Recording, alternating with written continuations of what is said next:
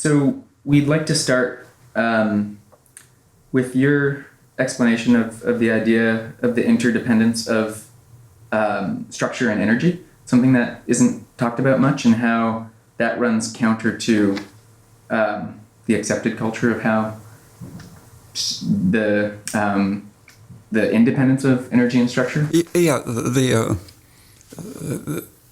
physics as it developed in the 17th, 18th, 19th century became more and more abstract in their understanding of energy and matter, and the whole idea of matter tended to define units as sort of lifeless, utterly lacking intelligence. And the kinetic energy concept that Leibniz proposed was living force. And so if you abstract kinetic energy and equate it with heat and chemical energy and potential energy and such, then you get this abstract idea of energy as something separate. And when you take away the living force, what you have is a dead matter. And the same abstracting process reduced matter to the idea of elements. And an element is made up of timeless, supposedly timeless, indivisible units, each of which is identical to everyone else in the universe. And in old chemistry classes, they used to talk about how to do a particular experiment. You would use nascent oxygen, meaning freshly born oxygen, which had the reactive properties that old oxygen doesn't have. And that's an example of one of the properties that you tend to neglect, that if every atom is the same no matter where it is in its history. The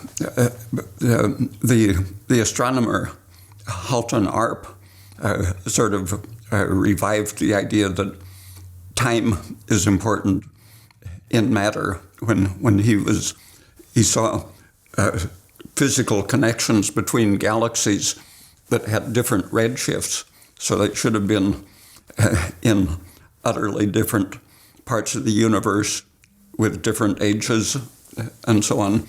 And so he proposed the idea that newly born matter has different properties altogether: mass, energy of ionization, and so on. And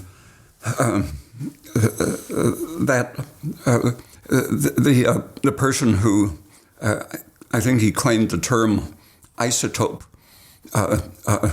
Fred Soddy, he's now in the main line of physics history, but he proposed that cosmic rays are the result of newly born atoms, that he saw time as a real thing affecting the nature of an atom. So these people got away from the abstracted notion of dead matter, all the same everywhere, regardless of context and so on. And so with part of the motivation for having that abstracted idea of both energy and matter was because they wanted to build machines, understand the causal interactions, what happens when you put energy, fuel, or fire into your steam engine, produce steam and motion and so on. And that understanding of a machine with the energy abstracted from the parts that you manufactured, that was used as a model for an organism. And it led at the beginning of the 20th century to the idea of aging as wear and tear. Just like a machine, you run energy through it and it degrades over time, gets worse and worse. And the Vernadsky-Le Chatelier trend is that as you run energy through matter, it complexifies, and that's especially relevant to a living system, which is generated and complexified exactly by the flow of energy through it, which should be running the machine down by wear and tear. And still, practically all of my professors were absolutely dedicated to the idea that aging is, in one way or another, wear and tear, somatic mutations, and so on. So once you see the context, the historical reason for doing this abstraction of energy from matter, it gives you a different picture that you can't separate the existence, the very substance of a thing, from its place in the energy system, all the way up to the star energy that's driving the life on Earth, for example. And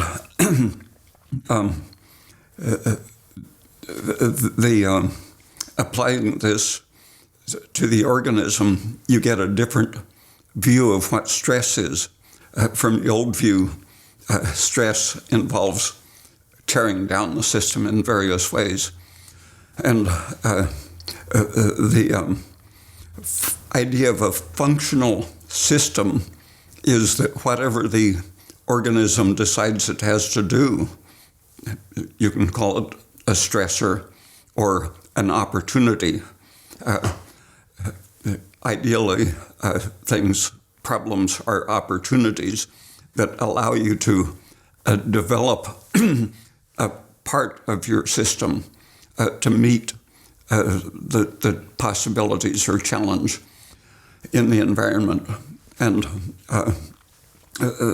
the exercise of that part of your system to fit into the environment in that particular unique, time-sensitive way, wherever you are in your development, means that you're going to use a different part of your system to respond. So if you get a job chopping wood, for example, you will use part of your system and develop the capacity to do that very well.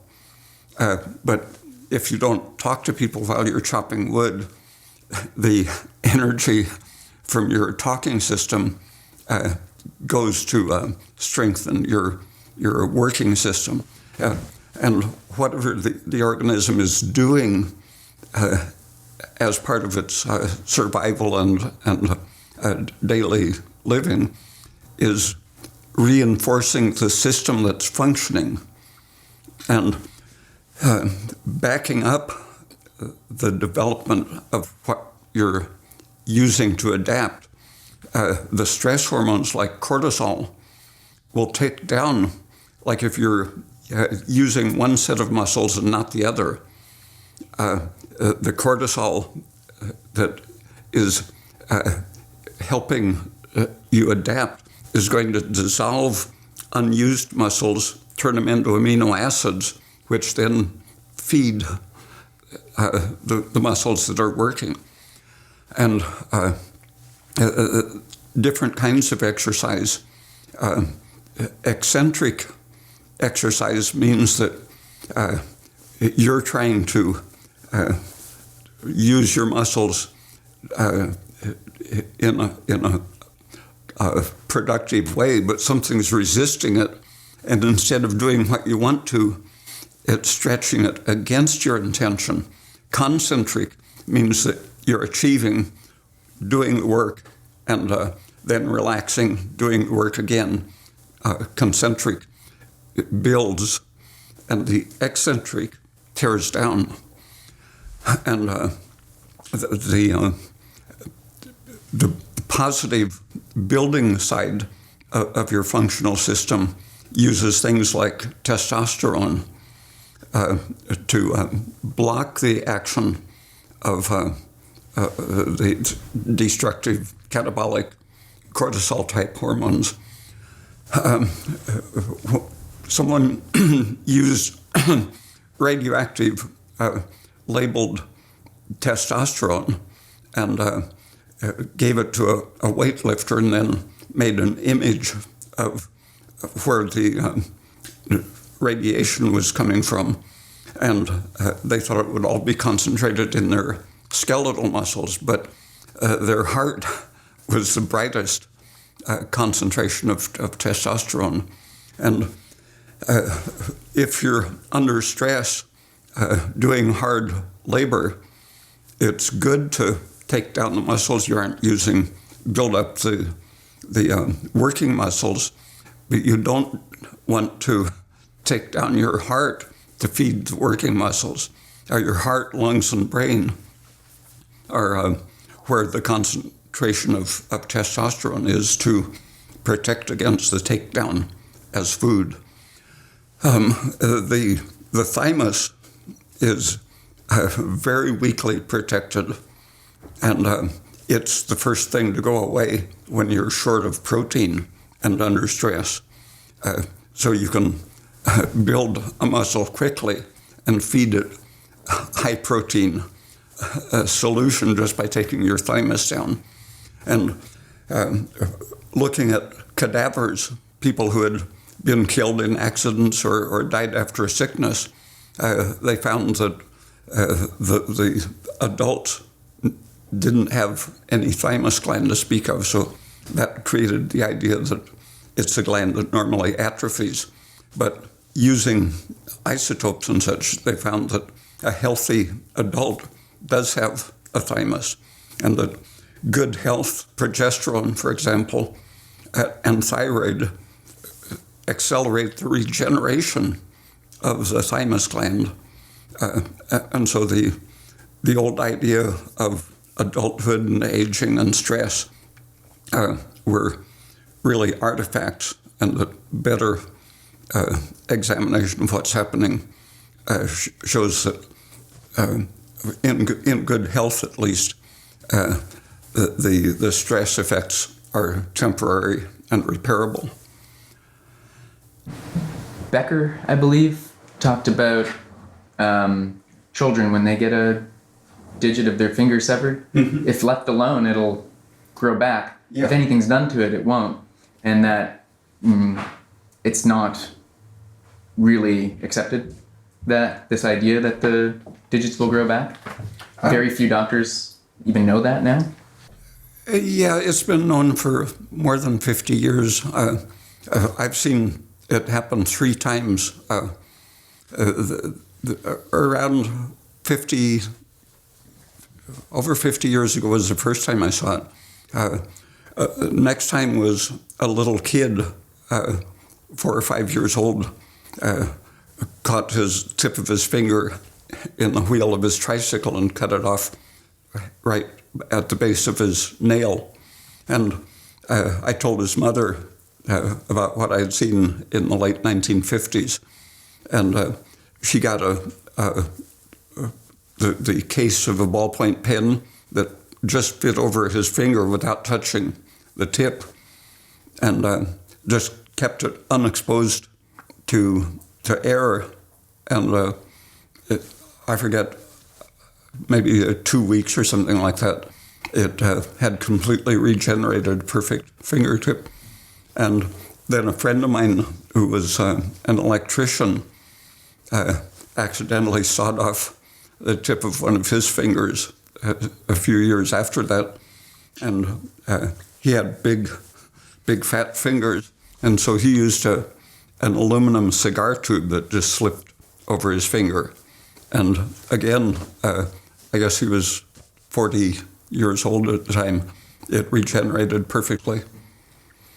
So a part of my understanding of that is that the carbon dioxide equilibrates and protects it against excess oxidation.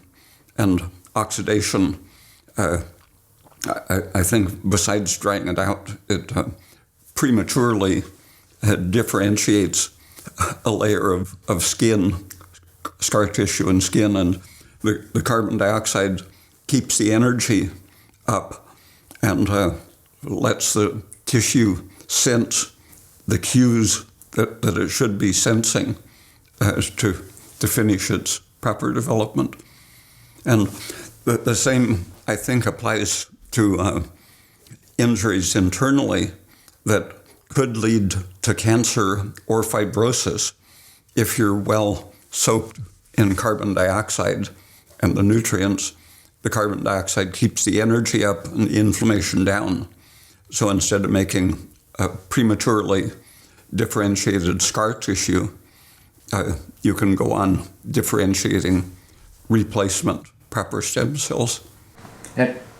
What seems unique to your writings and thought process is that you take the ideas of Hillman and Ling and Pollock and Mei-Wan-Ho and others, as well as this idea of the interdependence of energy and structure, and apply it to or impact how you understand disease, aging, and nutrition. How did you connect these dots? Because it seems so rare for someone to look at these abstract ideas and...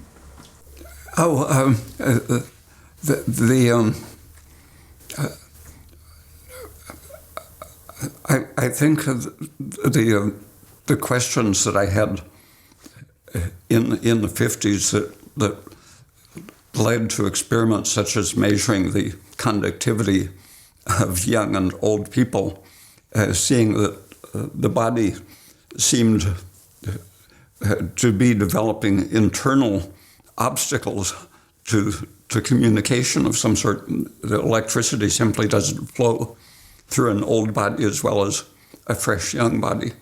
That was sort of the background of coming in this direction. And so seeing that the idea of the membrane in the 60s, there was a real mania in the 60s. Scientific American started it early in the 60s, and then several new journals, I don't know how many membrane journals around the world started.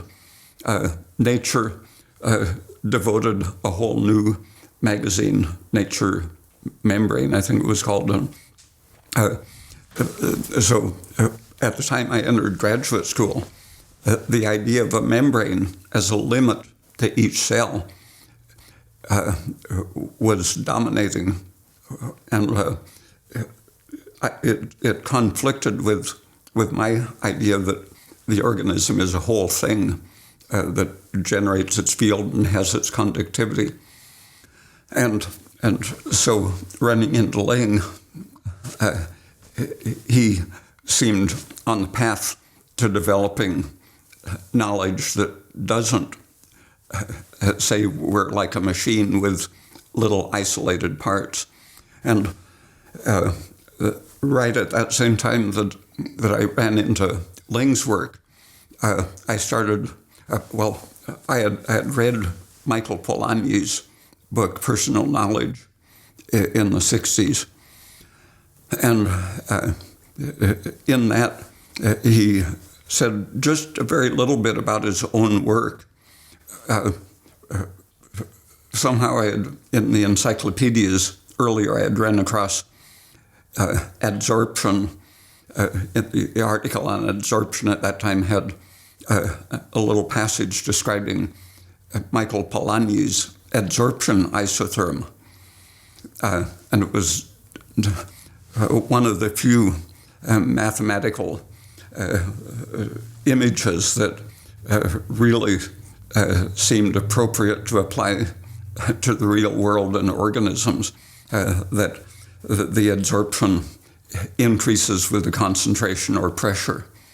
And that means that you'll get multi-layer adsorption simply as the pressure goes up. And 1915, when he presented that, Einstein and other big shots in physics said, well, in Hungary that might seem convincing, but in the modern world we know that one atom with its electrical charge totally neutralizes the field of the underlying one. You can't have multi-layer adsorption. And so he went off and did different things, but he went into studying crystals and the elasticity and surface properties, friction, all of the things that people study in crystals, and found that every place he looked, long-range energy was showing him the same kinds of long-range multi-layer effects. That when a crystal, if you work a metal until it cracks, the energy to separate the parts of the crack is drawn from a great surrounding area that this antenna-like effect conducts the energy, even for something like breaking a crystal. And if you wet the surface of a crystal, what you do on the surface affects the elasticity properties of the crystal. So it goes from the inside out and from the outside in. There's no such thing as an abstract surface. There are long-range effects. All this was done in the early 1920s. And again, when he would present his ideas, they weren't acceptable. It was 1931, I think, when he in London finally did a revision that could account for long multi-layer adsorption. But anyway, I started reading Polanyi at the same time as Gilbert Ling, and seeing that these long-range forces were part of creating the coherent image of the cell in the organism, that the membrane thing was really an attempt to preserve the abstractable reductionist parts. The whole is nothing but a sum of the little parts. Nothing long range beyond the membrane, either outside or inside. The inside is all one phase, the outside is all another, and they're kept different by the properties of this membrane.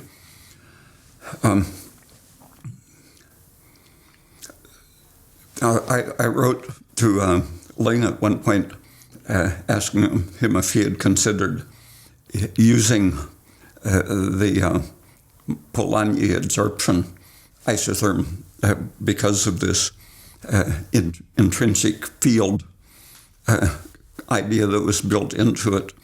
And he said, no, the one he was using, Langmuir, I guess it was, works fine. And then how did this alternate model that you were shaping in your mind change how you thought about nutrition and disease?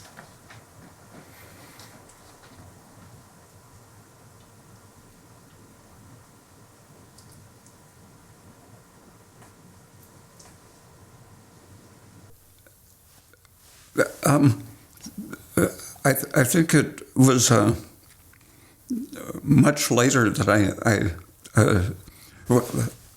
against a background of deciding that my mental activity should be directed toward use rather than interaction with culture systems.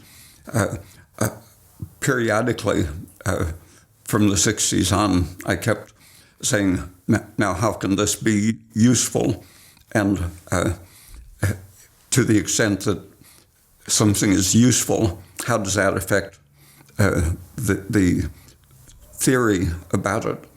And so I was constantly trying to remind myself to keep the theory and generalization in the same world as the practical stuff. And right at that time, someone who saw me having a migraine later said she had known someone that said that eating a carrot a day would prevent migraines. And so I started trying it. And for, I guess it was about 6 years, I ate a carrot every day and didn't have a migraine. And that started me being receptive to information which I'd again read earlier. The newspaper, Dr. Walter Alvarez, in the 40s, had written some sort of autobiographical books describing his experiences working with the intestine of his medical students, for example. And so putting together the old medical stuff about the importance of the intestine and the ration experiments in which they would put a balloon in the intestine and inflate the balloon, nothing would happen. But if they gave the animal some insulin to lower its blood sugar, again, nothing would happen until they blew up the balloon and stretched the intestine. And then it would have constriction of the trachea or seizures or some analog of an some symptom, some disease that's common. And that when I started writing the Mind and Tissue, doing the course on Russian brain research, I was integrating that with the effects of estrogen, thyroid, progesterone, and so on, and the information going way back medically that into the 19th century, people were aware that dying people very frequently, most of the time, showed intestinal inflammation, as though it's a universal factor in sickness and dying. So those components were needing explanation in terms of this coherent picture of the organism. So things reinforced each other until it gradually produced this picture of the organism adapting to its environment, both internal nutritional chemicals, toxic chemicals running through the system, stresses, consuming energy, lowering blood sugar, causing you to shift your fuel type, the way you used your oxygen and so on. So besides the daily carrot, what other changes to your diet or lifestyle did you make? I was, when I lived in Mexico, for myself as well as seeing the people in the city and country who were very short on food, I was teaching English classes and paying expenses by cutting my food intake. And that was how I ran across a store that sold wholesale wheat germ, and I found that I could get the required amount of protein and vitamins very cheaply using wheat germ. But then my teeth started decaying and becoming very painful, and I looked up what the properties of wheat germ are, and it's extremely high in phosphate, and it takes calcium out of your system. And so I saw that you have to economize in safe ways. But keeping the idea of economy was a central factor way into the 70s when I was trying to finance by continuing studies by cutting my living expenses to practically nothing. So as part of that, I ran out into the idea that potatoes are very close to a perfect nutrient balance, adequate protein because of the high quality of the protein and amino acid equivalents, and have basically everything except vitamin A and B12. And then in Mexico, everyone cooks their tacos and such in vegetable oil. And so I was pretty well soaked in safflower oil for all the years that I was in Mexico. And working on my dissertation, looking at the things that cause aging and the wastage of oxygen, the way estrogen and radiation do, I saw that in the early 1940s, their lab animals had, in several labs, had suffered epidemics of brain softening and atrophy of the testes. And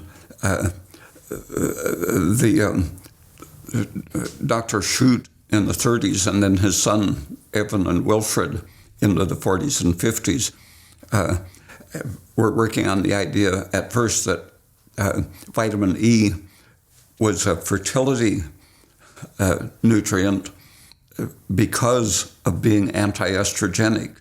And being anti-estrogenic, it prevented blood clots, among other things. And the preventing blood clots led them into treating it as something to prevent heart disease. But in the middle of that process, the fact that these lab animals getting a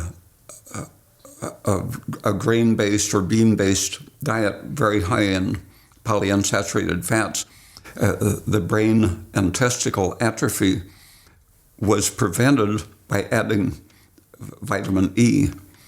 And because of the various industrial forces at that time, 1942, the pharmaceutical industry, I think a dozen different companies, came together to lobby the FDA and medical schools to the idea that estrogen was the female hormone and should be approved as a drug to treat infertile and aging women.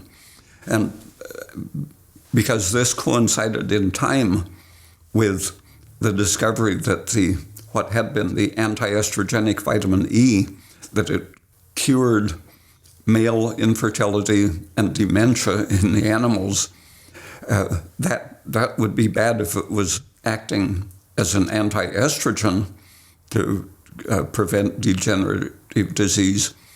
So they promoted the idea that it's working as an antioxidant, that the vegetable oils are unstable, and the vitamin E prevents that toxic free radical thing. And so out of that, misinterpretation, essentially, of what vitamin E is, developed this whole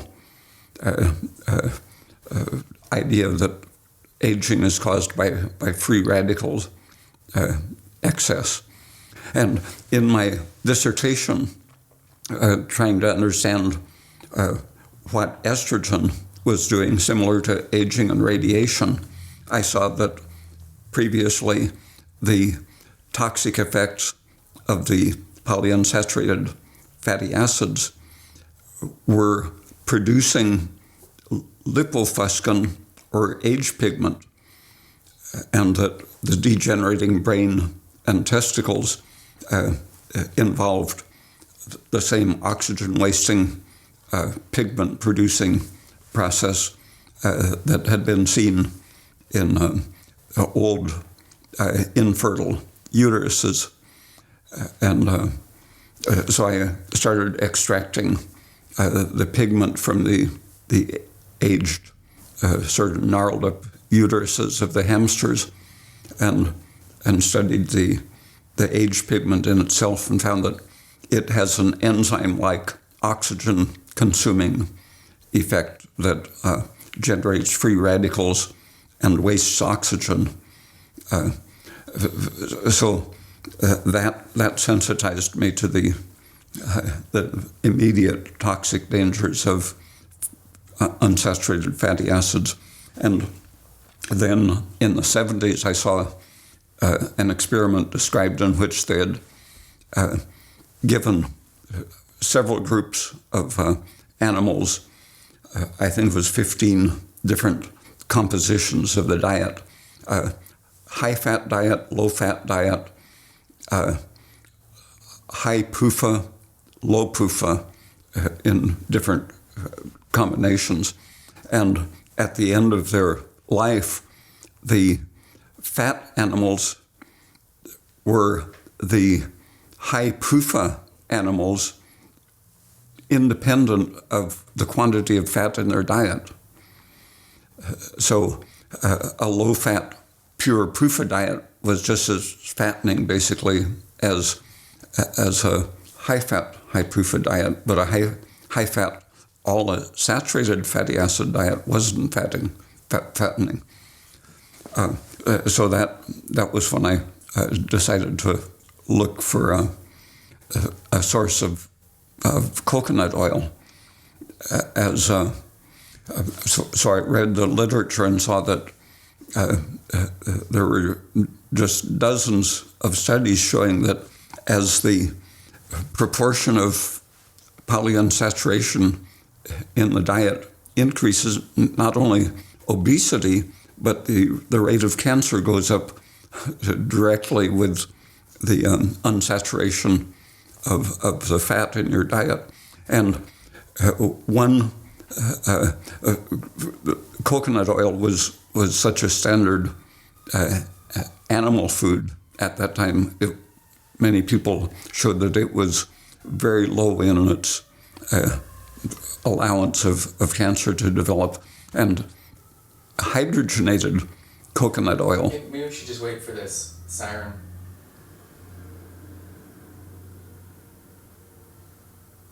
Okay, I think it's good. Hydrogenated coconut oil was tested in relation to cancer and carcinogens, and it was even more protective than normal natural coconut oil. So it was purely the unsaturation. And new studies are showing that red blood cells, for example, are high in stearic acid in people who don't have cancer, and low in stearic acid, the saturated fat, in people who do have cancer. And as far back as the 1920s, there were observations that a fat-free diet made the animals cancer-free. And where did endotoxin fit into this picture for you? For me, it was a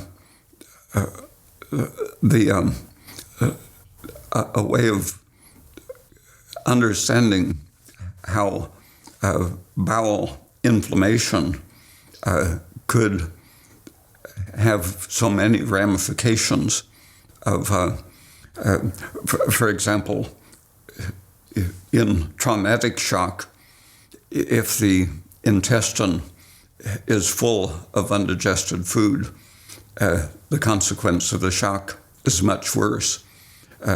And so just as a reservoir of something, the intestine interacts with stress and shock. And when your adrenaline goes up, for example, the movement of the intestine decreases. You don't have bowel sounds when you're tense. And the circulation decreases. That's part of the functional system. The blood flow and energy go to your working muscles, and you don't use your viscera. So the same thing that shrinks your thymus is shutting off the blood supply to your intestine. And if that goes on very long, your intestine loses the barrier function, and whatever is in the intestine tends to get in the bloodstream. And endotoxin is it's always present to some extent if you have bacteria, and it's always a mild stress. But when the organism is being intensely challenged, then endotoxin can have systemic, very intense effects. And so it's endotoxin is just one of the dimensions of the challenges that the organism is defending itself against.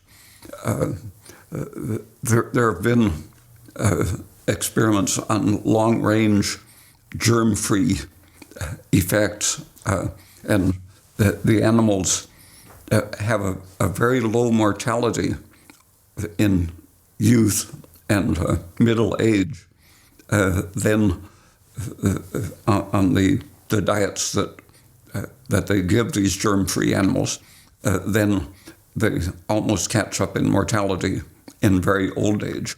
But mortality is definitely low, showing that they're more resistant to stress in many ways simply by not having germs growing in their intestine. But they are still eating a standard diet with, among other things, starches and unsaturated fatty acids.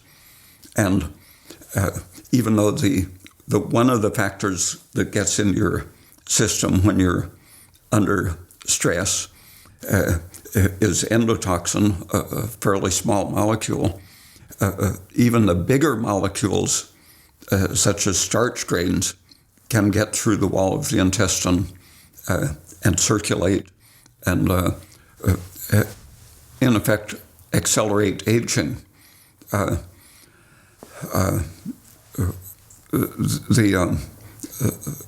Mice have been fed raw starch for a long time and then sliced up, and found that there were nests of dead tissue all through their bodies, including their brains, around starch grains that had plugged up small arterioles and cut off the circulation.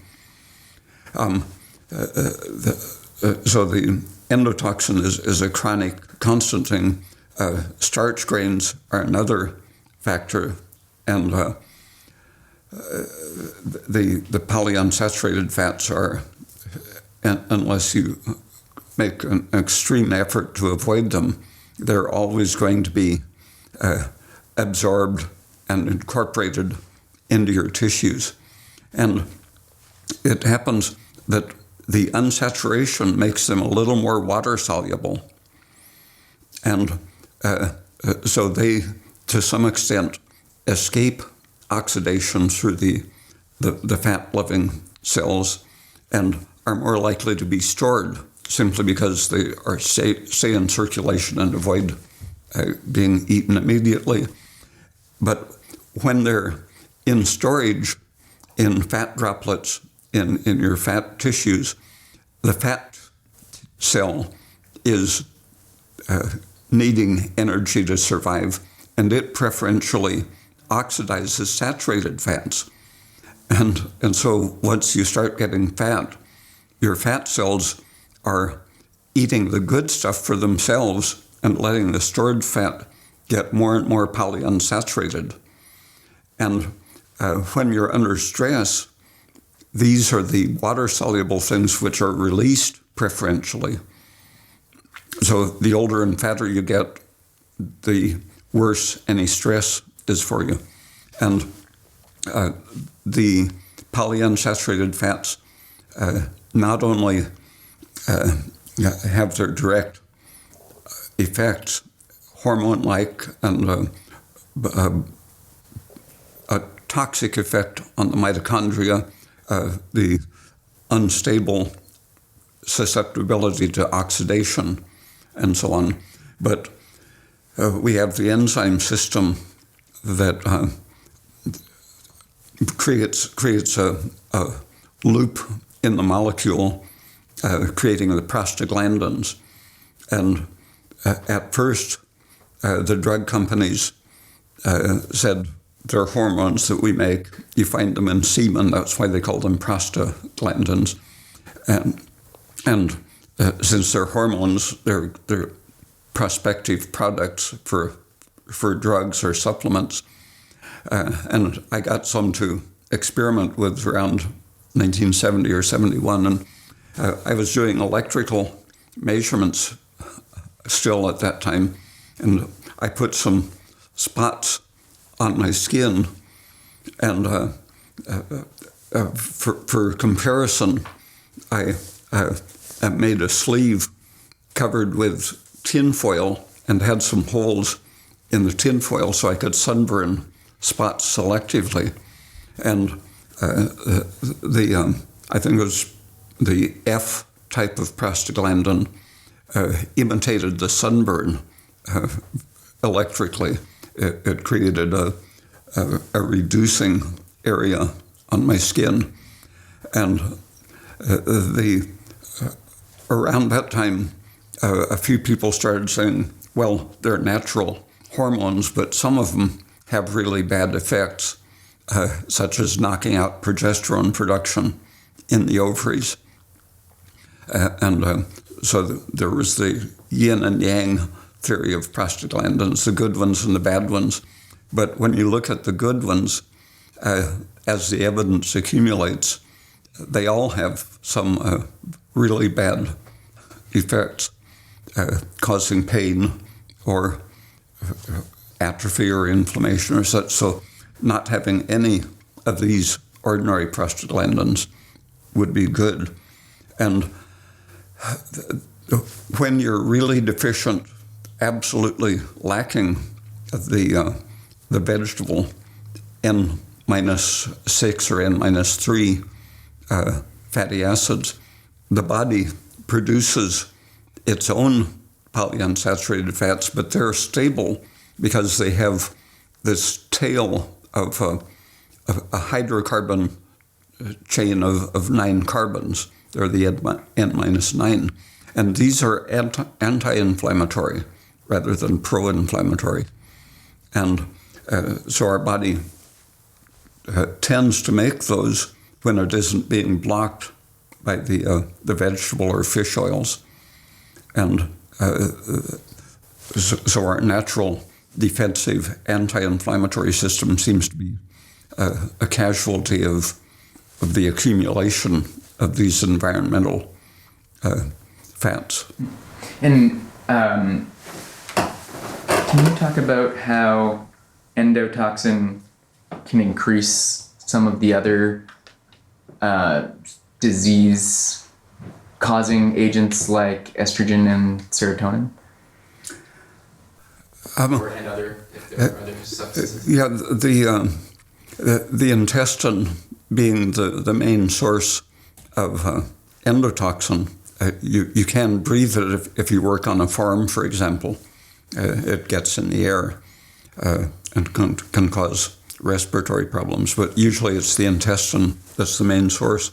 And the intestine is well supplied with hormone producing cells and serotonin. There are a lot of conductors and regulators in the intestine, various types of nerves and things like nerve transmitters that regulate the tone and function of the intestine. And the intestine is very richly supplied with these serotonin-producing cells. And partly the direct effect of the endotoxin activates these cells, and at the same time it's making the intestine leaky by knocking down the energy production. It's also acting as a signal to activate serotonin production, and the combination of the leakiness, the lowered energy, and the serotonin increased nitric oxide production. And the serotonin and nitric oxide circulate systemically. Ordinarily, the serotonin that's absorbed into the blood from the intestine is carried on the platelets to the lungs, and the lungs are a major detoxifying organ. And nitric oxide interferes with the production of the detoxifying capacity of the lungs. And so the combination of nitric oxide and serotonin, and especially if endotoxin is also reaching the lungs, will swamp the ability to detoxify serotonin. And then the serotonin gets through to the brain. The brain normally produces only a few percent of the body's total serotonin, but it's a very important regulator in the brain, controlling emotion and formation of new cells, for example. And if your intestinal serotonin is getting through to your brain, it's received as a stress signal, creating depression. It turns on the little peptide signal, which turns on your pituitary signal to produce ACTH, to turn on your adrenal glands. So the serotonin caused by stress getting through your lungs into your brain turns on the stress system, activates production of cortisol, which, unless it's compensated with a lot of testosterone and progesterone, is going to start melting down your tissues under the influence of stress. So these three factors, in particular serotonin, nitric oxide, and endotoxin, are a very central part, at least in our present diet, atmosphere, and so on. They're a very central part of keeping us on the edge of melting down all the time. So having identified some of the stress-causing or disease-promoting substances, what do you consider as life-supporting or energy-protecting? This morning I saw an article from 2 or 3 years ago about one of the oldest men in the U.S. I think he lived in New Jersey, and was the oldest man in the state when he died at 111. And his son said that all through his life he would eat bowl after bowl of strawberry ice cream as his favorite food. And that the staples of his diet were sugar, fat, and when he ate vegetables, they were cooked to softness. And so choosing the right kind of vegetables and good ice cream, that's really a perfectly supportive long life diet. In Vilcabamba, where there were people who, according to the church records, they were up in their 140s and more, and the churches generally have been very reliable recorders of births and deaths, and living in the high regions, they ate lots of greens because they're easy to grow in a stressful environment, and sheep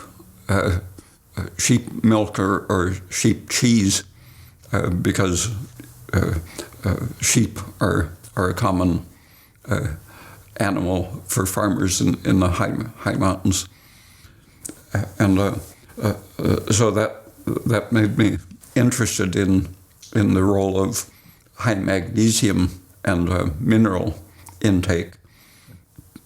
And there's talk that in these high areas, the water, a lot of it is glacier water, rich in pulverized minerals. But I think the diet of very rich in minerals, such as magnesium and calcium, is an important anti-stress, anti-aging effect. And thinking about the effects of high altitude, besides the low oxygen pressure that prevents an overproduction of lactic acid when you're under stress and working, because in your lungs there's an exchange between oxygen and carbon dioxide. If you reduce the oxygen pressure, you increase the amount of carbon dioxide left in the tissues. And the carbon dioxide pushes towards the continuing oxidation of glucose and inhibits the production of lactic acid. Lactic acid produces inflammation, fibrosis, and so on. So the high altitude in itself, just because of the oxygen relative deficiency, is very protective. But another thing about high altitude is that as water evaporates from the ocean, you get all of the isotopes pretty much coming off the surface of the ocean. Heavy hydrogen, deuterium, as well as normal hydrogen. But as the water condenses, first in the coastal regions, rising and cooling as it goes, it rains out selectively the heavy isotopes. And so the higher you go, the lighter your water is. And the first experiments were written up in Science News around 1950, in which they were making heavy water for their nuclear industry, and they fed mice some of the heavy water and found that they had accelerated aging, turned gray in middle age and died young, and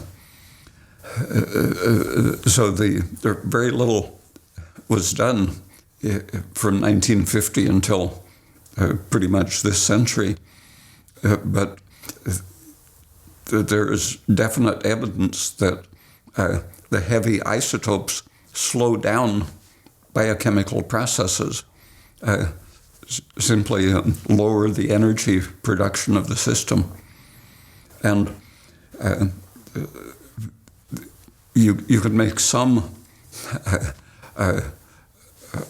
improvement in your isotope balance just by, for example, choosing sugar beet derived sugar from the high country in the Midwest, Colorado, for example. If you could get all your sugar from beets grown in Colorado, you would have a distinct advantage in isotopes over Hawaiian sugar, which is very rich in the heavy isotopes.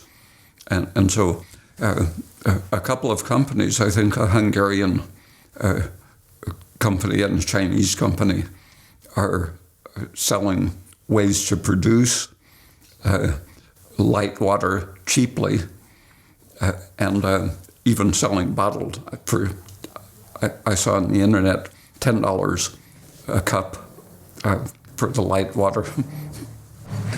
And would you also consider, you mentioned progesterone and thyroid, would you consider them life-supporting or energy protective? Yeah, our body is naturally renewing itself and stabilizing itself by supporting the oxidative processes and differentiative processes.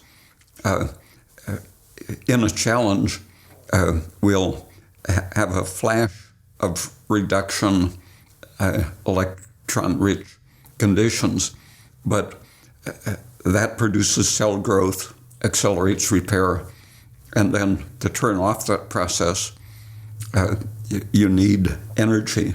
And our central stabilizing hormones are thyroid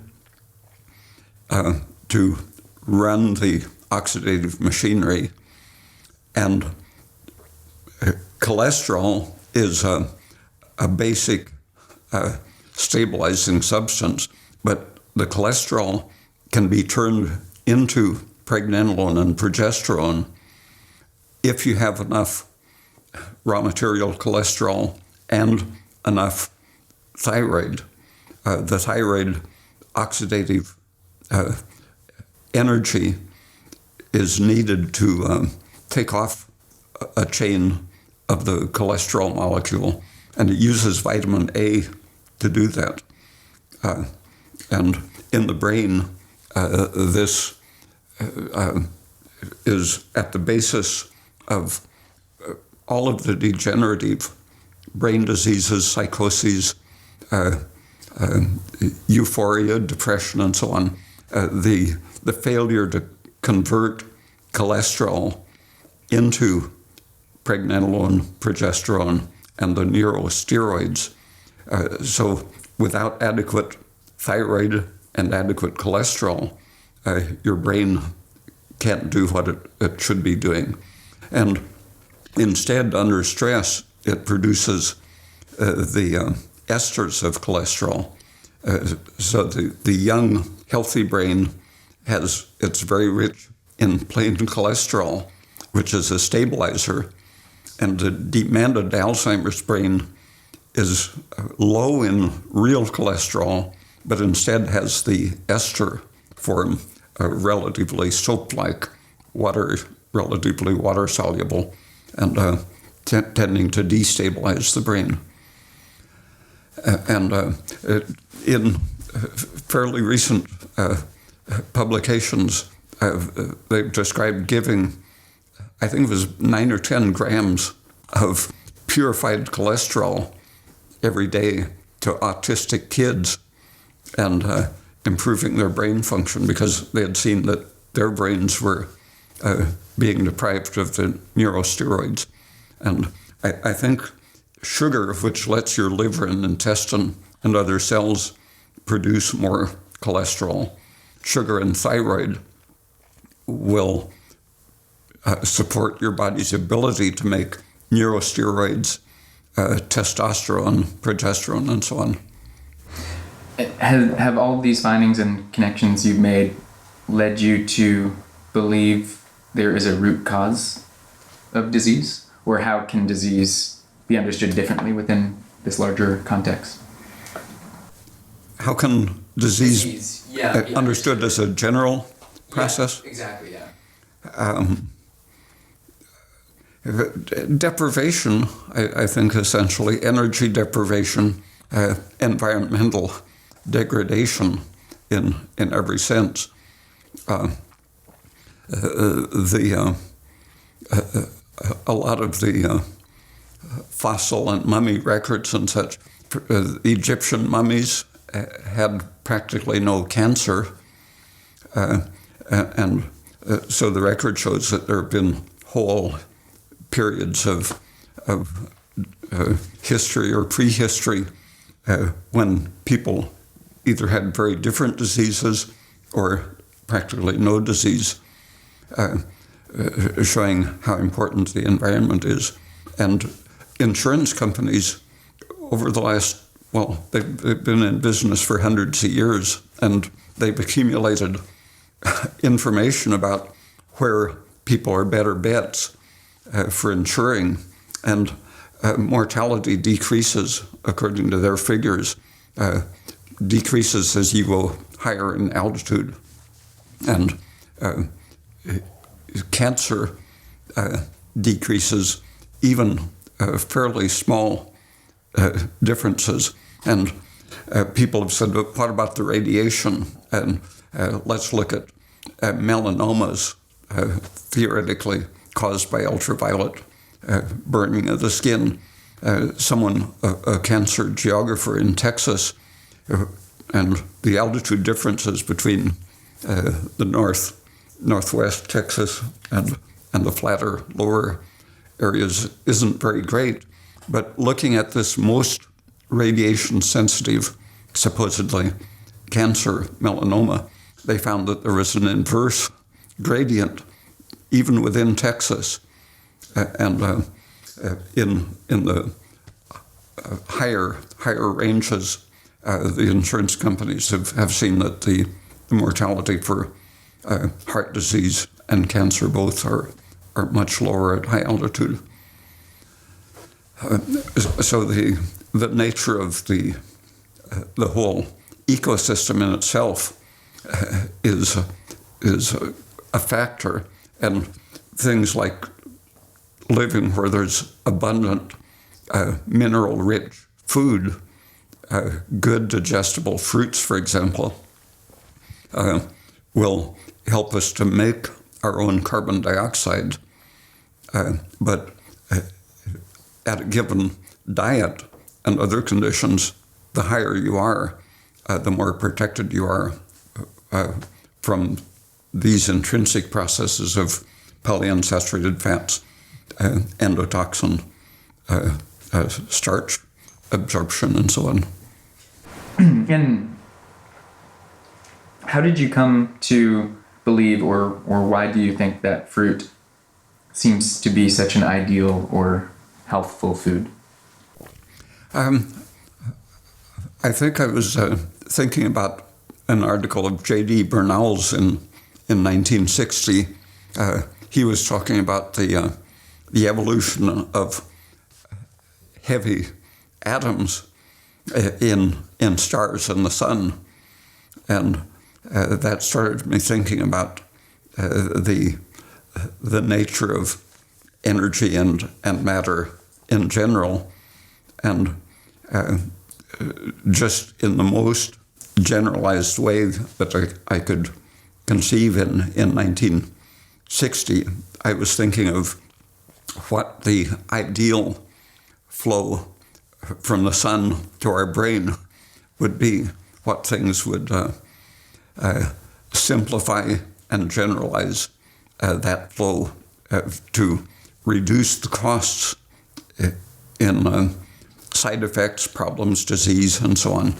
And looking at the flow of energy, trees that could stay in place for many years, dropping their leaves to fertilize the ground, humans putting their sewage back into the soil and eating the fruit as their main energy.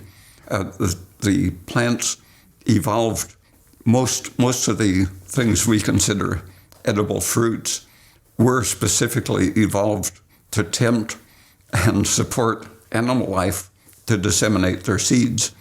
And so the plants would put really serious toxins in their bark and leaves and roots but they would create things that would promote animal life in the fruit so that the animals would live long enough to spread their seeds.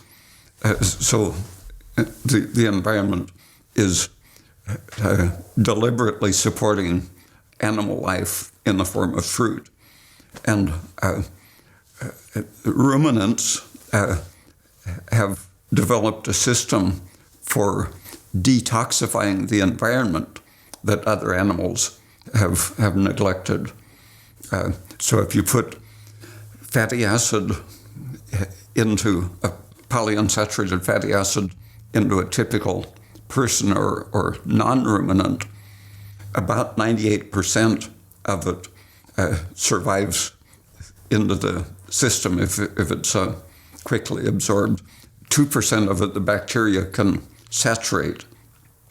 But the ruminants simply extended parts of their intestine to allow that kind of bacteria that can hydrogenate polyunsaturated fats to develop and cook their food before it gets into their system. So they have about 98% of their fats become saturated, where 98% of ours are remaining unsaturated. So the way a tree can continue producing fruit constantly, a cow can constantly continue converting vegetation into almost a perfect food. So it turns out that the two most compatible foods with our system and with the cosmic energy scheme, fruit is the basic energy efficient one. Milk is the practical conserver of energy and provider of a concentrated nutrient. Can you talk a little bit more about milk and what made you start to integrate it more into your own diet? When I was living in Mexico City, much of the milk, probably 70 or 80% of the milk was adulterated and tasted terrible and was known to be other stuff than milk. So I pretty much stopped drinking it when I was doing the college. And over several years, every spring, I would develop pneumonia and really started having health deterioration. When I would go back to the border, I would first thing I would do would be to have a giant milkshake. Back when they didn't put glue in the milkshakes, and so my health would improve just for having this milkshake diet while I was in the U.S. And then I would come back and I had when I was 16 and working in the woods, I weighed 160 pounds, and after several years of not having all of the milk and fancy diet that I got in the woods, my weight went down to 145. And a friend of mine, professor there, said, you should go back to the U.S. before you die, because I was getting so skinny. And besides the larger connections you made about fruit and health and milk and health, what about the carbohydrates in them are more health supporting than starch? The nutritionists in the 1970s started talking about the glycemic index as in connection with the idea that sugar is the cause of diabetes and so on. And in looking, they were saying that it's good to eat foods that don't have such a high glycemic index, on the idea that glycemia is what is harmful, causing diabetes. But the actual figures show that a pure starch is much more glycemic than a pure sucrose. Pure glucose and pure starch have the absolute perfection of raising your blood sugar. Sucrose is much lower, and when you test the components, the glucose half of the molecule is just like starch, and the fructose part of the molecule can actually lower the insulin because it goes into your cells so easily and is converted. It promotes the production of glycogen when it's taken in ordinary physiological amounts. It raises your glycogen, helps to steady your blood sugar over time because the glycogen is available as soon as your blood sugar falls to oxidize. So the glycogen, the fructose part of the sucrose molecule that you find in most fruits is anti-stress,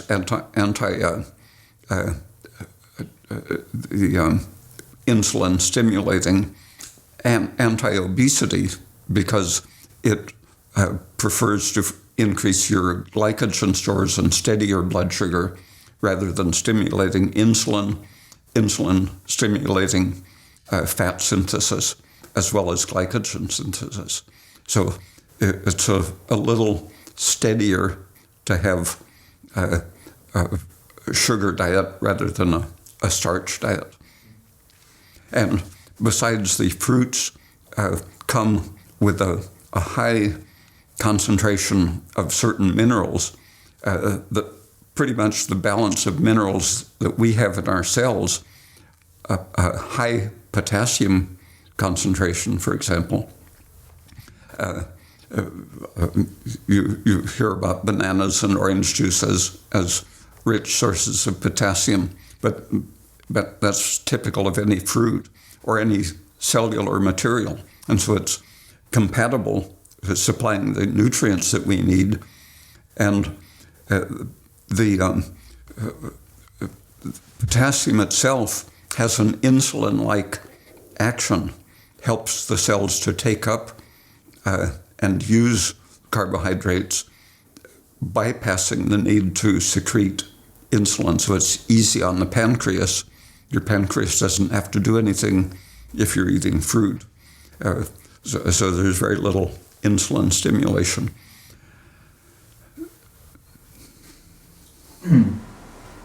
So some of these conclusions, specifically that simple sugars are beneficial and that polyunsaturated fats are harmful, seem to run counter to what's considered healthy today, both by medical professionals and by nutritionists.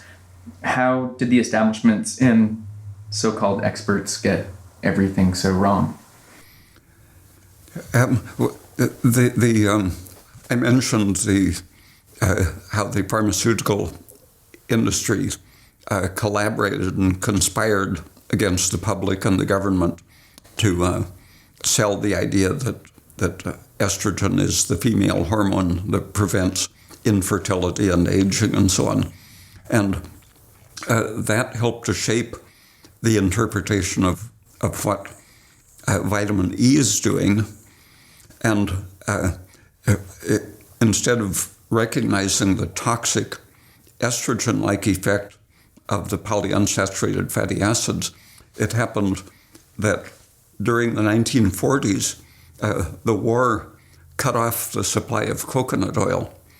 Things like Oreo cookies had been made since the 19th century using coconut oil.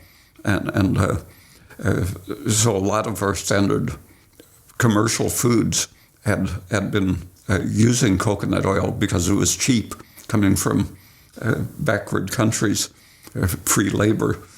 And the war cut off access to those sources of coconut oil, and so other alternative food materials, as well as especially animal food, were becoming available. Henry Ford had been responsible for starting the U.S. soybean industry. He made a soybean car in the 1930s, replacing the steel body parts with plastic made from soybeans. And for various reasons, that didn't go over, but still the cars, the steering wheel, doorknobs, and dashboard parts and such were made of soybean plastic for a while. But the plastics industry and the paint industry found the soybean a good source of raw material. But then chemists found how to make plastics and paints out of petroleum. So there was this soybean industry that had been started largely for paint and plastics that had no market. And the reinterpretation of why the oils were toxic to animals, this had to be rethought. And when they compared the soybean fat, for example, in a pig's diet to coconut oil, the pigs were healthy and hungry and slim on the coconut oil diet and became fat and marketable eating less food on the soybean diet. So they realized that it was great pig fattening food, and still they had leftover soy oil that couldn't be used in the paint and plastic industry because petroleum was so much cheaper. And as the paint industry shifted to petroleum, the marketing of these toxic oils to humans looked for evidence in biology and biochemistry to support why they should be human food.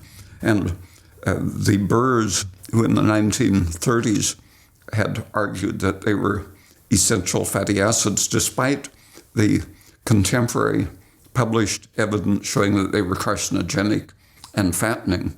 Burr himself showed that giving the so-called essential fatty acids to rats suppressed their metabolism by a huge amount, 30% or something. And he theorized that maybe their skin was leaking fluid and making them need extra heat to evaporate all that water. But the pig industry saw that it was really slowing their metabolic rate and making them need less food to put on weight. But Burr, because he was the one outstanding figure who insisted that he had found that they were really nutritionally important, that the ex-paint industry found him as their historical support for saying, oh, look, it's essential. If it's essential, it must be good for you. And so how can it be good for you? And that was when they discovered or reinvented the idea that cholesterol is toxic rather than protective. And if you define cholesterol in the blood as rather than a defense against stress, as the cholesterol in the blood rises, your ability to turn it into protective pregnenolone, progesterone, and brain steroids rises. So when you're injured, you defensively increase your cholesterol production. But if you reinterpret that and say, look, stressed people have high cholesterol must be causing the stress. Therefore, if we can lower that, we will have a health food product. And the polyunsaturated fat does lower cholesterol a little bit. And so that was the whole basis of the saturated fat cholesterol thing causing heart disease. Several studies in the 1960s, like a veterans study, put people on this high polyunsaturated diet, and they started dying at a higher rate of cancer. And so they stopped that, but still the industry push was to present the N-6 seed oil polyunsaturates as essential and beneficial. So the idea of going from essential in a minimal trace amount to beneficial in any amount, that finally, through things like the heart study that turned out to be the carcinogenic diet study, that gradually started coming into the public consciousness that they really can be seriously toxic. So as the seed oil toxicity was coming up, with people like Clarence Ip showing that as you increase the percentage of linoleic acid in the diet, the cancer mortality of the rats increases linearly. That sort of thing was such clear evidence of linoleic acid as probably the main motor of cancer and aging. This coming into the public consciousness required some marketing changes. And so the idea of essential fatty acids said, well, maybe it's not the N-6, maybe it's the N-3, because we have all of this excess fish oil. The Environmental Protection Agency, I think, was who gave a boost to that. The canneries along the coasts were dumping their fish skins and heads into the lagoons and in landfills and such, and creating horrible pollution. So the EPA told them they had to clean up their factories, and they economized by refining the fish heads and skins into protein powder and fats. And I guess the fish oil lamp market was extinct, so they had to find something to do with the fish oil, and very limited market for fish oil varnish and lamp fuel and such. So the marketing of it as a health food has developed over the last 20 years. And since it took about 50 years for the toxicity of seed oils to come to consciousness, I think we've got another 20 years anyway of fish oil promotion. And the marketing seems to have been so successful in that it's $1 billion a year industry now, as well as it seems to be if the one supplement that everyone is taking, especially people that aren't so conscious of.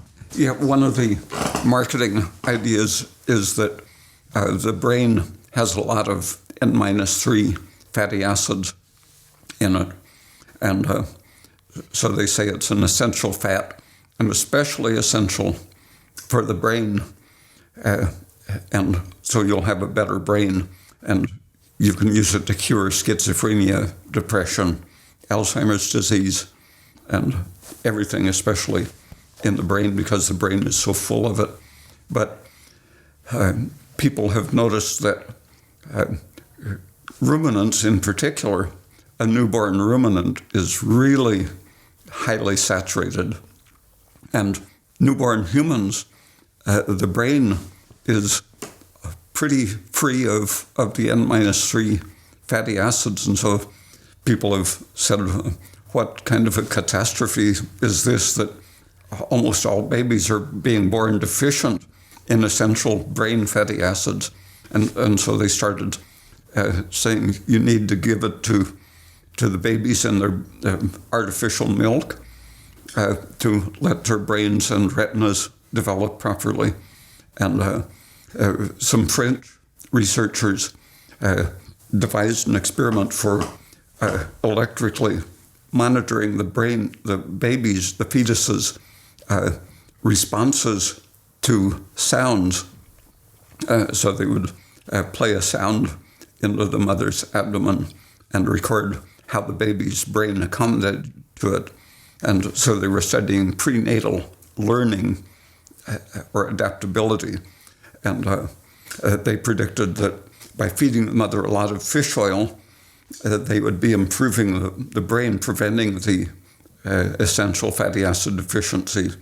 And it turned out that it had the opposite effect. It impaired their brain adaptability and reduced the birth weight and brain size of the babies, which this outcome using seed oil, this had been done in the 1960s and 70s, showing that feeding a pregnant rat or dog a very saturated fat diet, the babies had bigger brains and were much more trainable.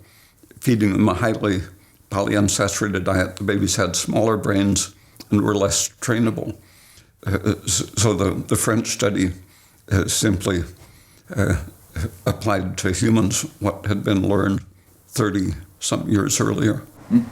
And so what do you think could be the root of the problem? Is it simply just the influence of money, dogmatism, rationalism? Do you think it's one thing in particular? I think the Wilhelm Reich spent his life thinking about what the source of authoritarian, irrational, cruel behavior is, and he increasingly saw it as incurable in adults, and that it required an early start in life. And I think to a great extent there is curability in adults. People can, given the right setting, radically change their way of thinking and living. But given a change in institutions, the whole society can, in one generation, I'm sure, make the switch, give up the destructive ways of upbringing and so on. But making the switch and deciding what's wrong, I think, is what's being prevented. And there are the corporate institutions and their subservient government regulatory agencies that are enforcing, creating laws to keep in place the wrong ways of doing things, because there's investment in it that has to be protected. The property rights of mistaken science are being built into the legal system. And you had sent us that talk by Gerald Pollack about why there's fewer and fewer breakthroughs in science, and it seems like there was a definite shift when science and medicine took a turn for the worst, and that a lot of, pre-1950 or 40s or whenever this happened seemed to be so much more good science and science open to or more receptive to outlying ideas. I ran across some articles in the 1920s in which the drug companies and chemical companies were talking among themselves about how Germany's chemical pharmaceutical industry had been so important to them in the First World War, and that America had better start imitating German science and culture. And that and various other influences working with government, the atomic bomb project, the government sort of in an unpublic way was seeing these needs of industry and of the country to compete against Germany and Japan in the 1920s and 30s. Japan and Germany had the chemical industries, for example, and the poison gas industries and so on. And so the U.S. wanted to get in on germ warfare, radiological warfare, chemical warfare, and so on. And so a lot of this was very secret in the U.S., but it was developing in the 30s. So the government was intimately involved at the beginning with the corporations in developing a new kind of science. The Manhattan Project was where the money flowed in huge quantities to beat Germany and Japan to the atomic bomb. And as soon as the bomb was produced, the industry, which had been very secretive for German chemical warfare, started receiving the money that wasn't needed to be concentrated purely in the bomb research. So they, to get the money funneled efficiently, they converted this secret chemical and germ warfare industry into molecular biology. And A.V. Jensen, or E.V. Jensen, was the person who invented the estrogen receptor. He had been a chemical warfare specialist until the government financed him to be part of the endocrine molecular revolution in biology. And he was given isotopes from the nuclear industry. So he had a government connection that allowed him to do experiments that supported his argument that estrogen, as an analog of chemicals and hormones in general, estrogen acted only by turning on genes by attaching to this so-called receptor. And he demonstrated using the government isotopes, which no one else had. And the real science developing at the same time had shown that estrogen is acting like a cofactor in many ways, affecting the activity of enzymes. In the cancer metabolism, for example, it's acting as a shuttle, oxidation reduction on one side and oxidation reduction on the other side. It helps to shift energy to facilitate the shift from glucose oxidation to fatty acid oxidation, essential for cancer metabolism. The enzymologists working on endocrinology in the 40s were moving in this direction, which happened to be showing the ramifications of the dangers of estrogen excess. But besides the industry pressure selling estrogen as a vital anti-aging pro-fertility drug, there was the government industry with its germ warfare people creating the idea that estrogen can do nothing but turn on enzymes, turn on genes and what is going to turn on are the female genes. So it's harmless to men because women have the genetic tendency to be women, and if estrogen is acting only to activate genes, then it's only going to affect breasts and hips and maybe the pituitary. But it was an ideological setup that turned out everything he argued to show why estrogen receptors were what he claimed them to be. All of those claims proved to be absolutely false. Like he had just invented a story and then said, I have the tools to prove I'm right, and you don't have them. But as they became more generally available, his claims turned out to be wrong, that estrogen is activating enzymes and doing massive changes instantly when it reaches the cell, where the process of activating a receptor, turning on genes and making proteins, there's quite a delay between putting it in the cell and getting your change.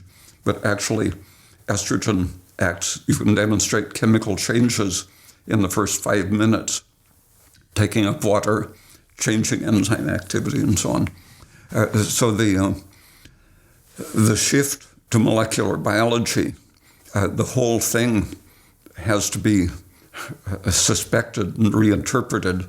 It wasn't just scientists said, oh, now I'm going to stop making bombs and I've become a moral person. I'll think about how to cure cancer by studying molecular biology and genes and how the brain works and so on.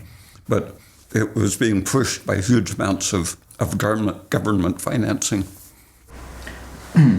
Additionally, it seems another problem is that most scientists see with blinders on, only focused on their very specific field of inquiry. What do you think that says about both them individually as well as the system that seems to support that?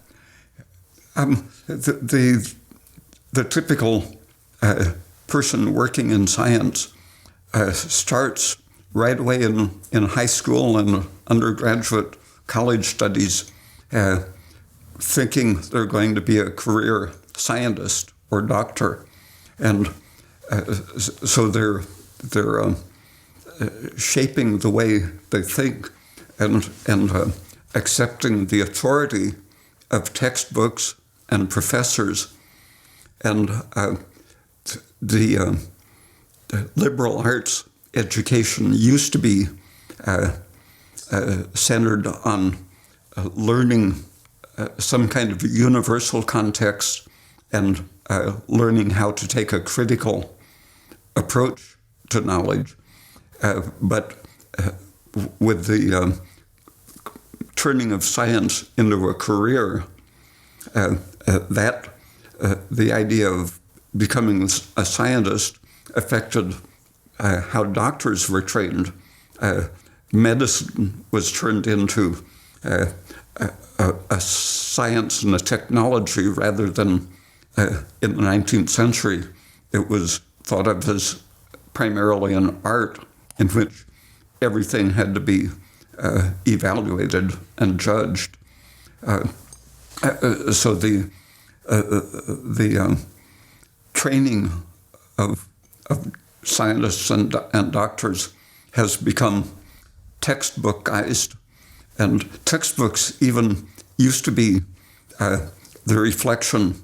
A famous physicist or doctor or whatever would sum up his knowledge in a textbook, and they used to be a lot of them were very readable, better than novels, for seeing how a person was holding reality together and making sense of things. But as science education became institutionalized and turned into a career, textbook publishing became very practical and they looked for who was going to be buying their books, and so the well-financed professors in the biggest universities who were getting introductory courses of 400 or 500 students, one of those professors could if they charged $100 per book, they had their expenses paid just by sales to one professor. And so a chemistry textbook, for example, would look for who had the biggest classes around the country and then what they had published, and the text would be laid out according to the achievements of who was available to buy their books. So you would learn the chemistry according to who had the biggest classes in the country.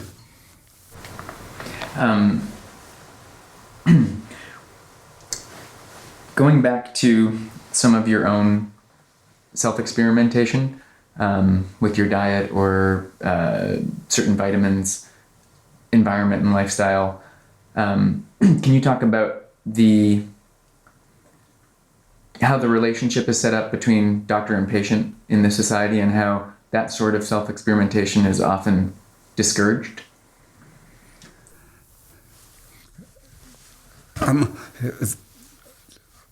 I was always trying to apply what I read, like in Adele Davis or Linus Pauling, to my own practical situation. And sometimes it had really bad consequences, like when I was overly impressed with Linus Pauling's advocacy of vitamin C. Before Linus Pauling got onto vitamin C, it was sold in the late 40s and early 50s in little tiny 25 or 50 milligram tablets, and it was usually called savitamic acid. And when I worked in the woods, my first few weeks, I was getting terrible poison oak, and someone said he had heard that vitamin C made you immune to it. So on the weekend, very itchy and inflamed, I went to the store, and drugstores were selling little bottles of it, and I took a couple of pills on the weekend, and the itchy inflammation blisters disappeared, and since then I've never had poison oak sensitivity. So I was very impressed with vitamin C.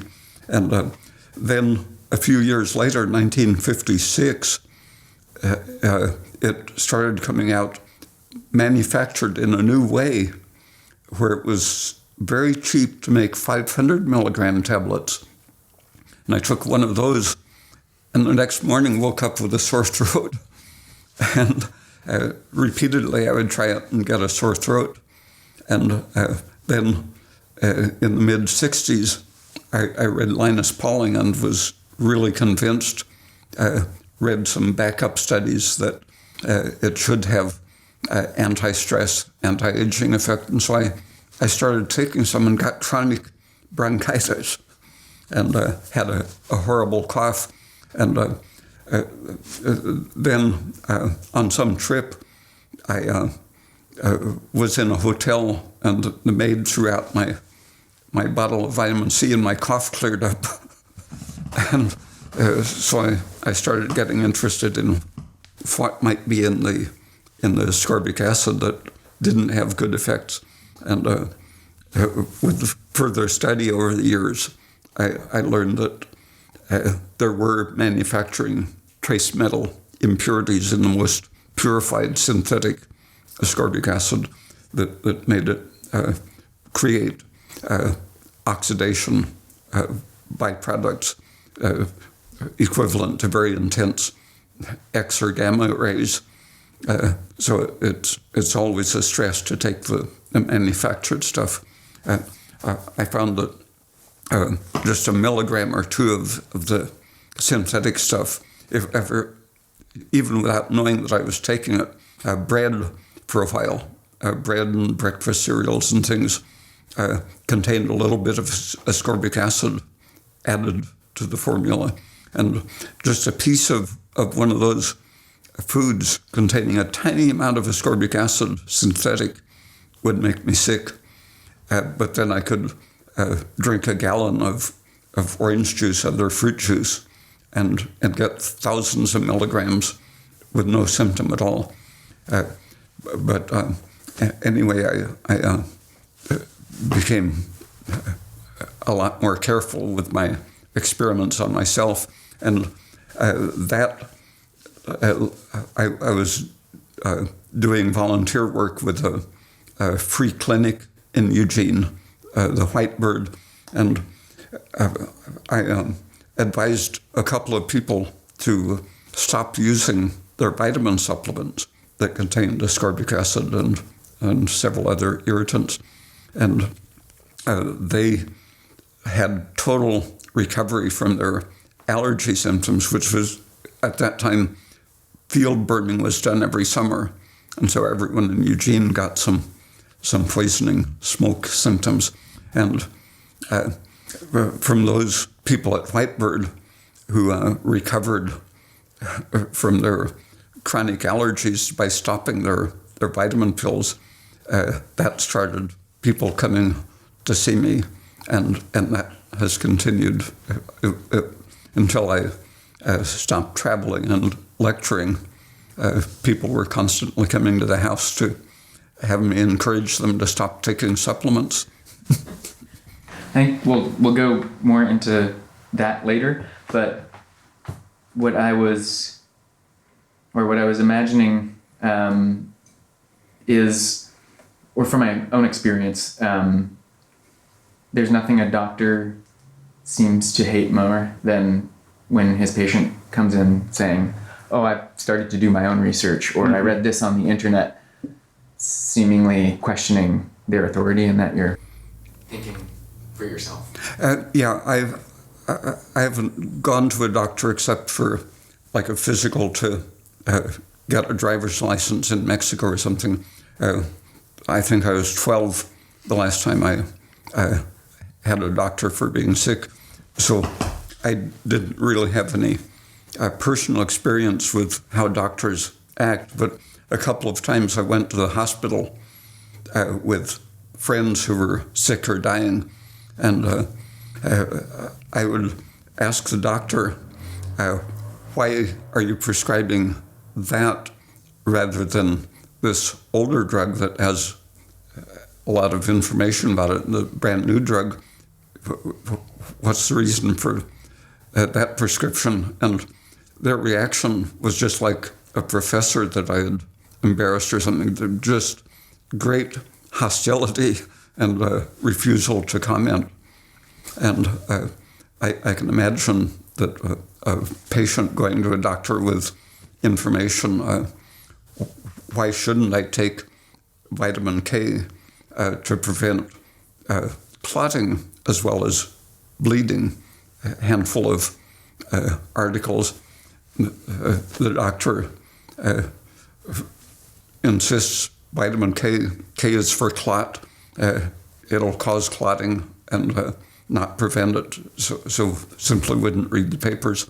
And it's generally just useless to try to present information to a doctor, and apparently sometimes it'll make the doctor so hostile that they'll refuse to continue treating the person.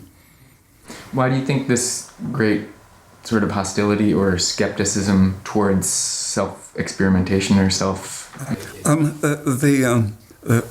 calling the customer a patient is, they're supposed to be patient and passive, a client, not a customer.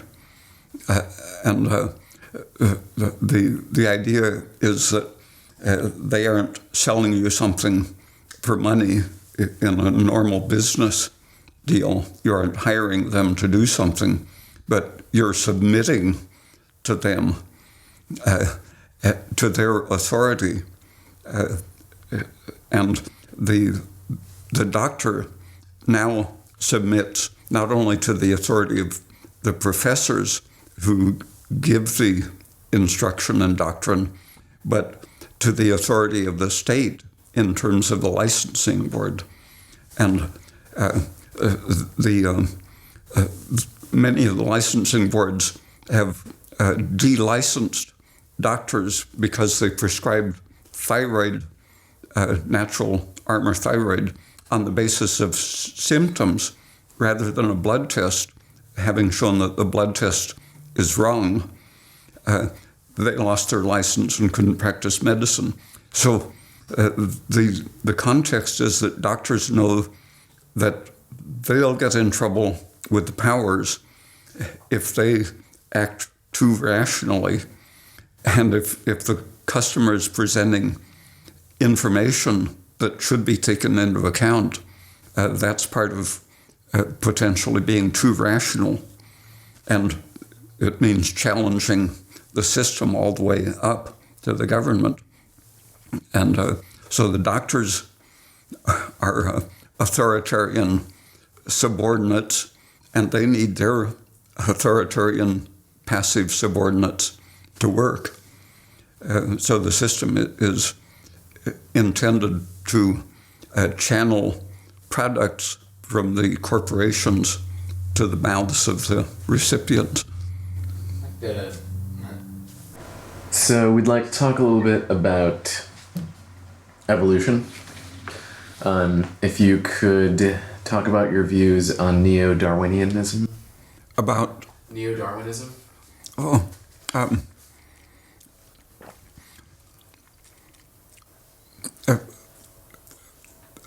in the family encyclopedia,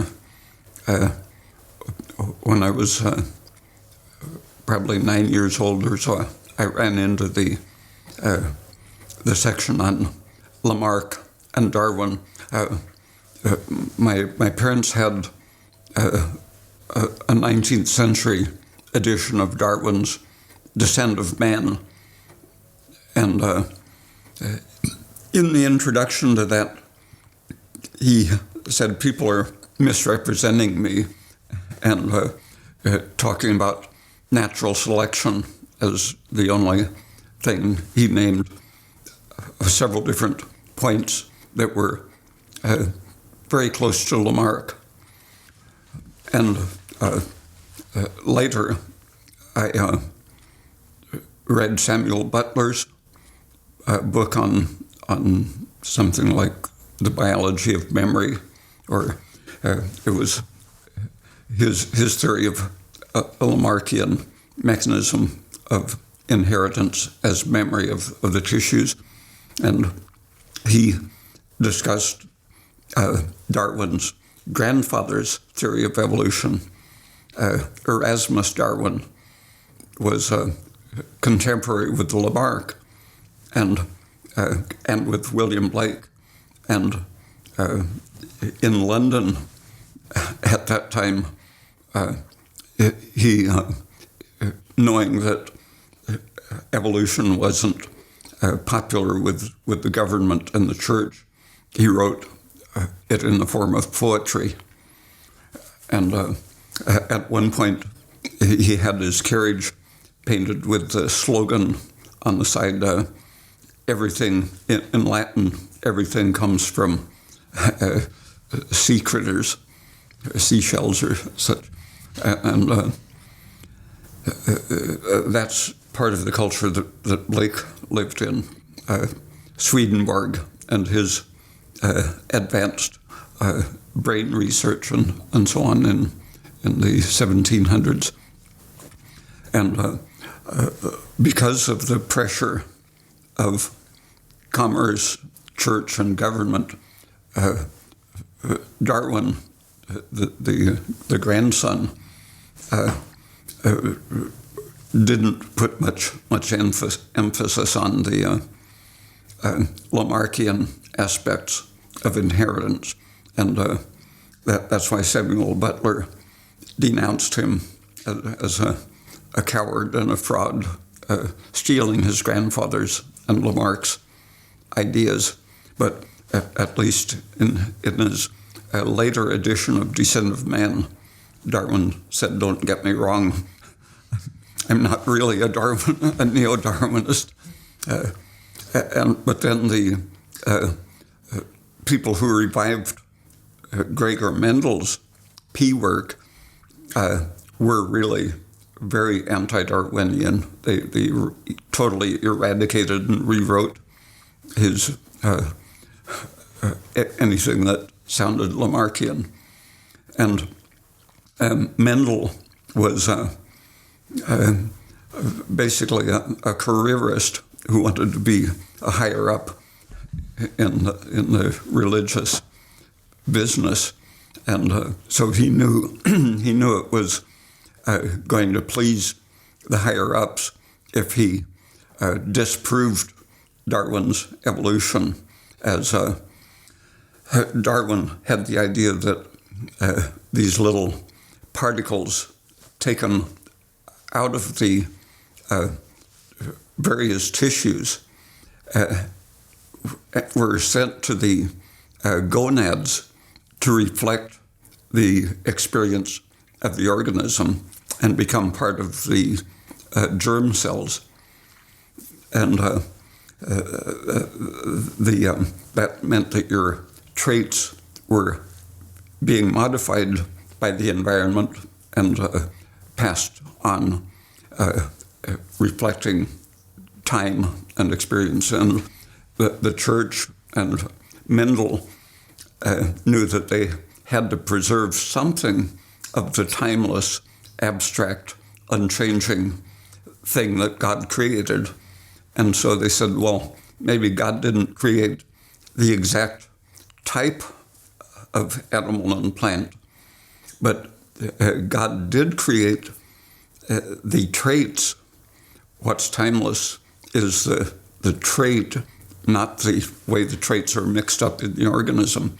So by breeding peas, he claimed to have disproved Darwin and Lamarck, and that, in fact, things are timeless and unchanging.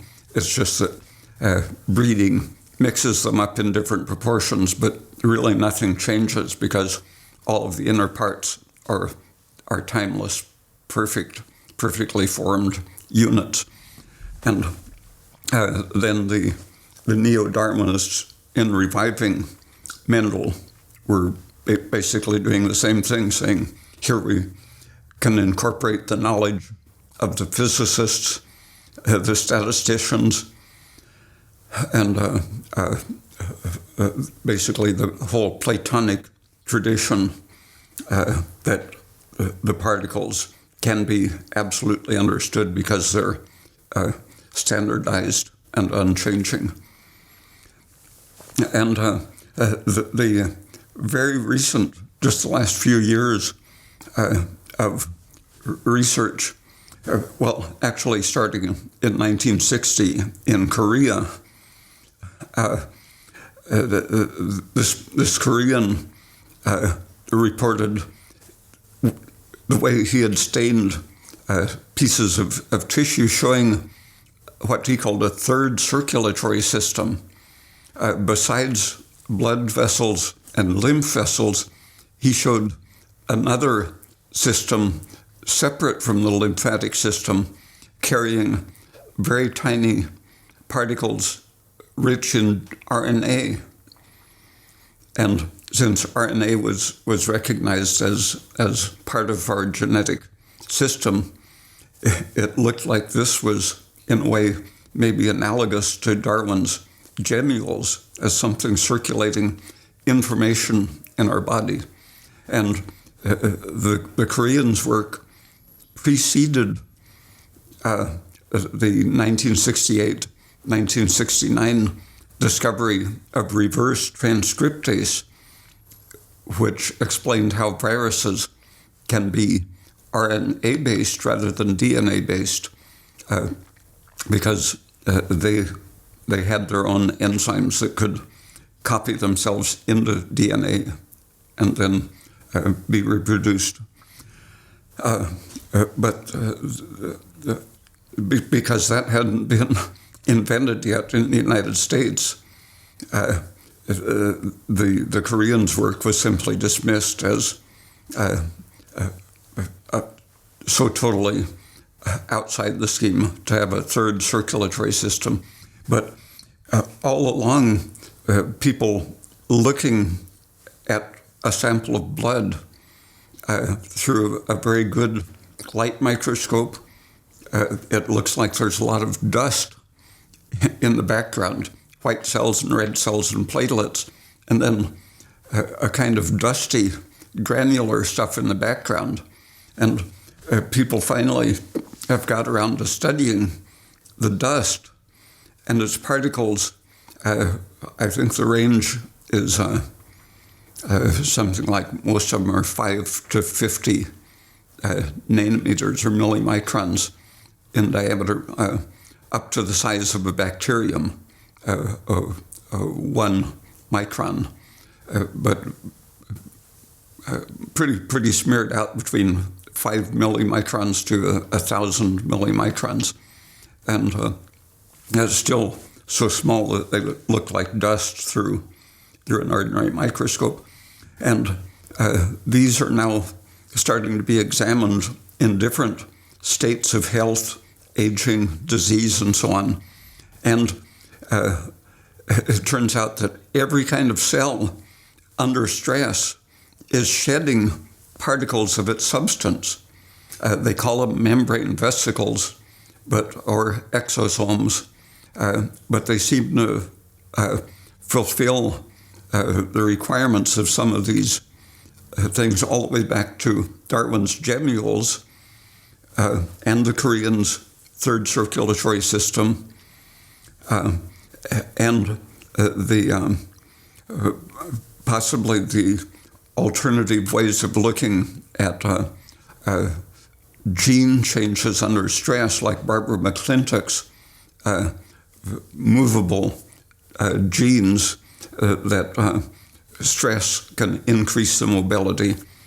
And it turns out that, in fact, we are constantly circulating, even in the blood, but also in the lymph. And now some other Koreans are coming back and validating the 1960 guys' research, showing that maybe there is a third specialized circulatory system for little particles of RNA. So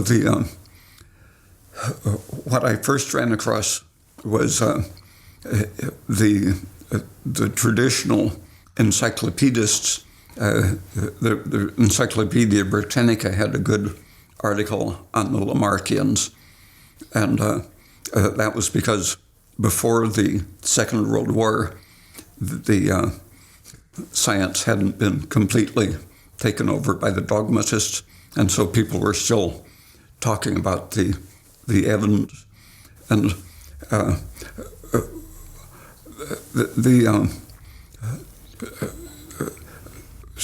some people that I knew before I went to graduate school were talking about the training worms, flatworms, and the Worm Runner's Digest, for example, came out of the training of flatworms. You would train them and then grind them up and feed them to other worms, and the new worms would have the learned behavior. And following the worm experiments, Scandinavian, I think he was probably Danish from his name, Holger Heiden, was doing similar experiments with catfish and goldfish and rats and various other animals, showing that he would train them and then grind up the brain and inject it into an untrained animal, and basic types of like light avoidance or dark avoidance. He could train the various animals and transmit it by the juices of the brain. And in one type of experiment, he would monitor the RNA and protein in the different sides of the brain of a catfish while putting an odorant molecule into one nostril or the other, and show that there were RNA changes corresponding to the sense record and experience, and then he would take the juice of the brain and show that it was involved in the training and learning. My first year in graduate school, I was spending a lot of time in the library, and I found a book called Cold War in Biology by C.C. Lindgren. And it was published by the man who started the Worm Runner's Digest, because no other publisher would take it. But it was a history of genetics. Lindgren was one of C.L. Morgan's,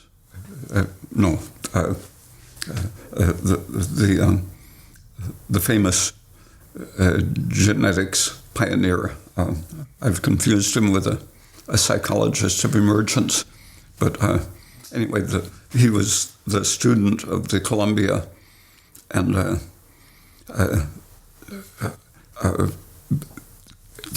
center of the genetic defining genes by crossing over the classical genetics. And so his graduate study and early career was in contact with the classical geneticists. And it happened that another of one of his classmates was the person who developed the cancer-prone strain of mice, and his career made him famous for developing genetic strains that would develop a certain kind of cancer, 100% or almost never. And both of these people, the mouse man and Lindgren, went away from classical genetics of the 19-teens and 20s to a perfectly Lamarckian view of things based on their experience.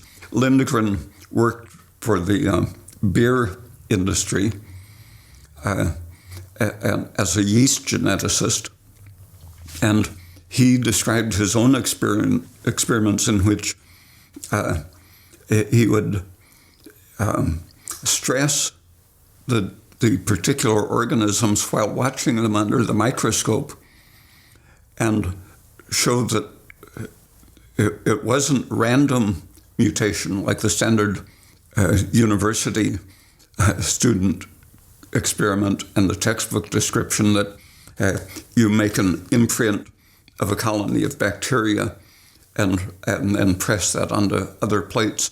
And you can show that the evolution starts from one random individual, supposedly. So that's randomizing the whole idea of genetics to fit the neo-Darwin idea that it's all random variation and natural selection.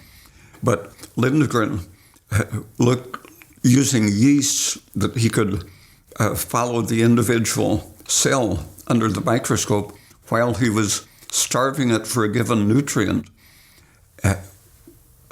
with a stain that showed their metabolic state. He could show the color change indicating that they were being stressed almost to the point of death. And then he could show that individuals were changing their genes to become able to metabolize something else that was available. So it was visibly non-random, but this had to be published by the Worm Runners Press because none of the standard biology journals would take it. But in this book, The Cold War of Biology, he went over the whole 20th century genetic situation, showing how right around 1947, there were still the Lamarckians teaching in colleges and high school. But under this wave of new science, I think of it as germ warfare, molecular biology, genetics. There was a removal of all of the Lamarckians from the educational system right across the spectrum. No one was left after 1947. One guy at Harvard, John Cairns, started seeing the same kind of effect in bacteria that Carl Lindgren had written about. And so he became sort of a token Lamarckian that people say, how do you explain that away? And they're still pretty much trying to explain away Cairns' directed evolution in bacteria, meeting the need by changing their own structure. And more recently, a couple of other people are seeing even bacteria as able to do genetic engineering on themselves to meet the need.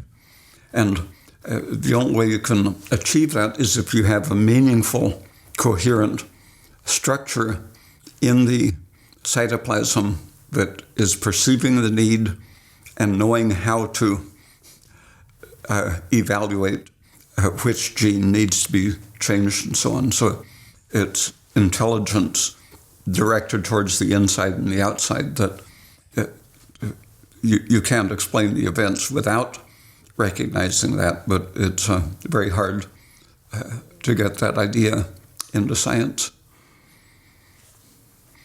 There's a website called Cell Intelligence on the internet for several years. A man who shows, he argues that cells are communicating at the infrared wavelength.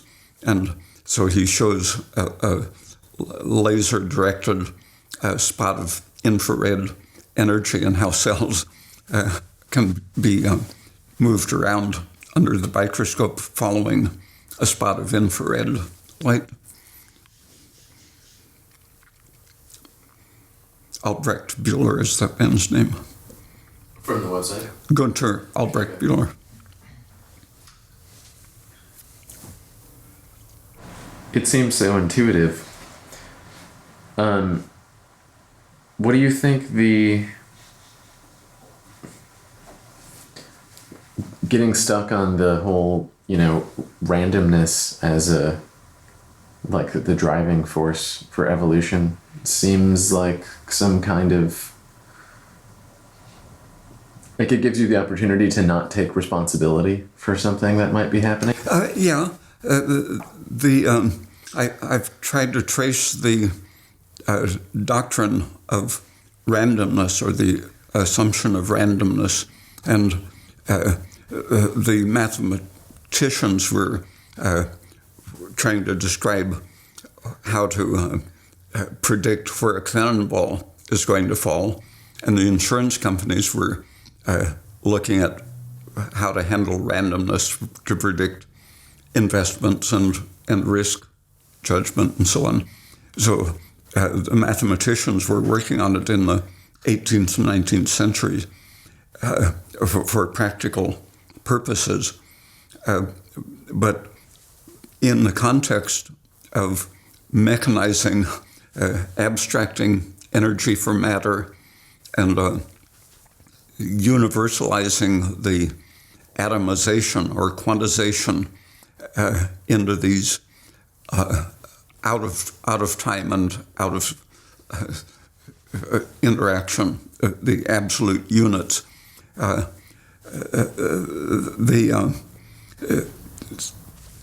You didn't want any intelligence or susceptibility or memory left in matter itself, and so you had to find ways of explaining it in terms of statistical chance.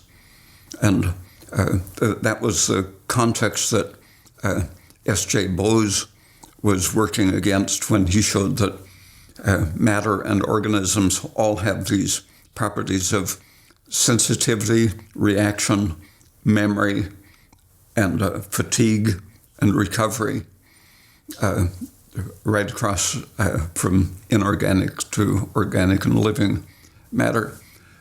But that was very deliberately a definition of matter was created to eliminate anything but random, mindless causality.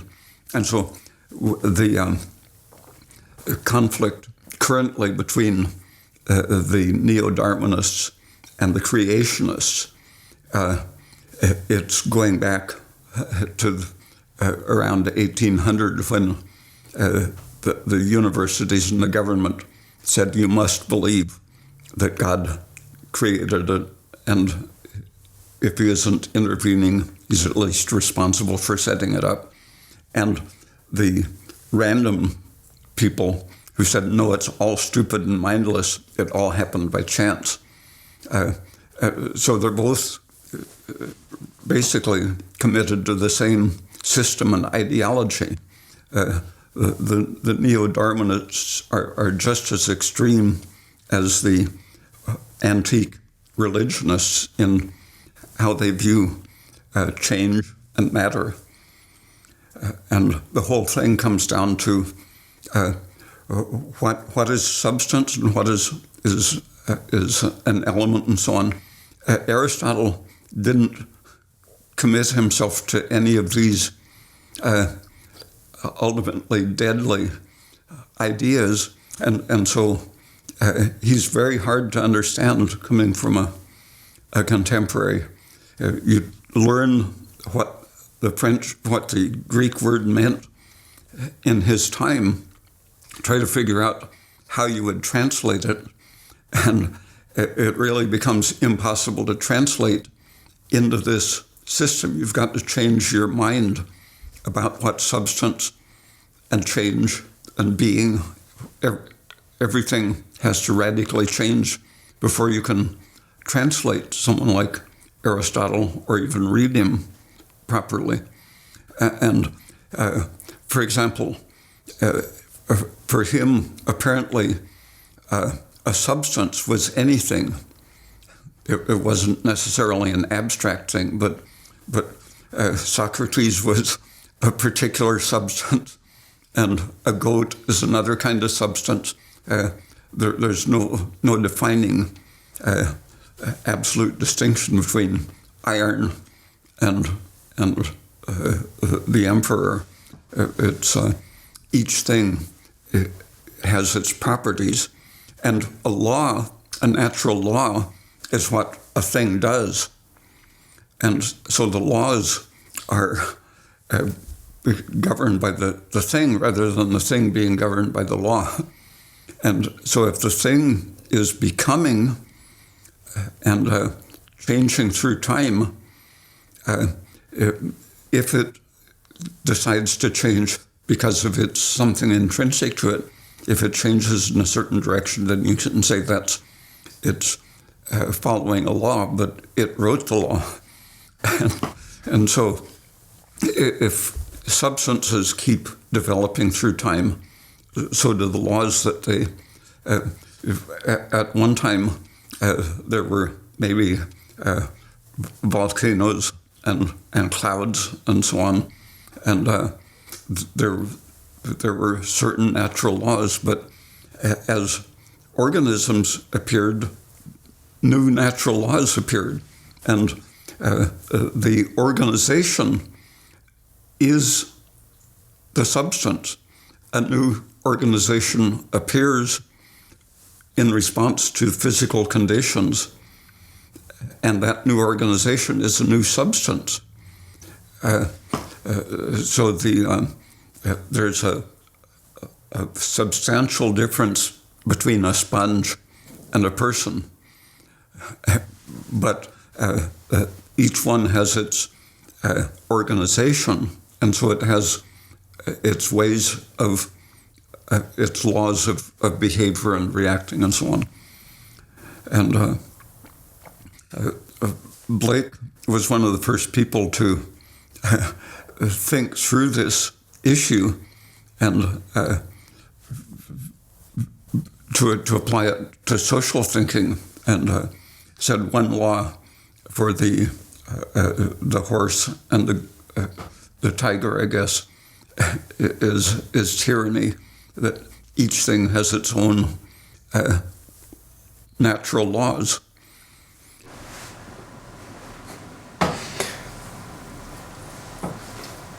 It's mind-blowing to me to think about things from that perspective, because, like you said, both of the other ideas are based completely on external control of some kind, as opposed to things having internal motivation, and that is like a driving force in the universe. No one seems to ever take that possibility into as an overall motivation for everything. Yeah, you can see how Plato generated a good ideology for emperors and kings, because things that weren't timeless weren't quite real. Real things were the general ideas, or the things that don't change. And so all of this stuff, I think it was somewhere in Plato that he said there's no real entity for things like fur and mud. Things really are not quite defined.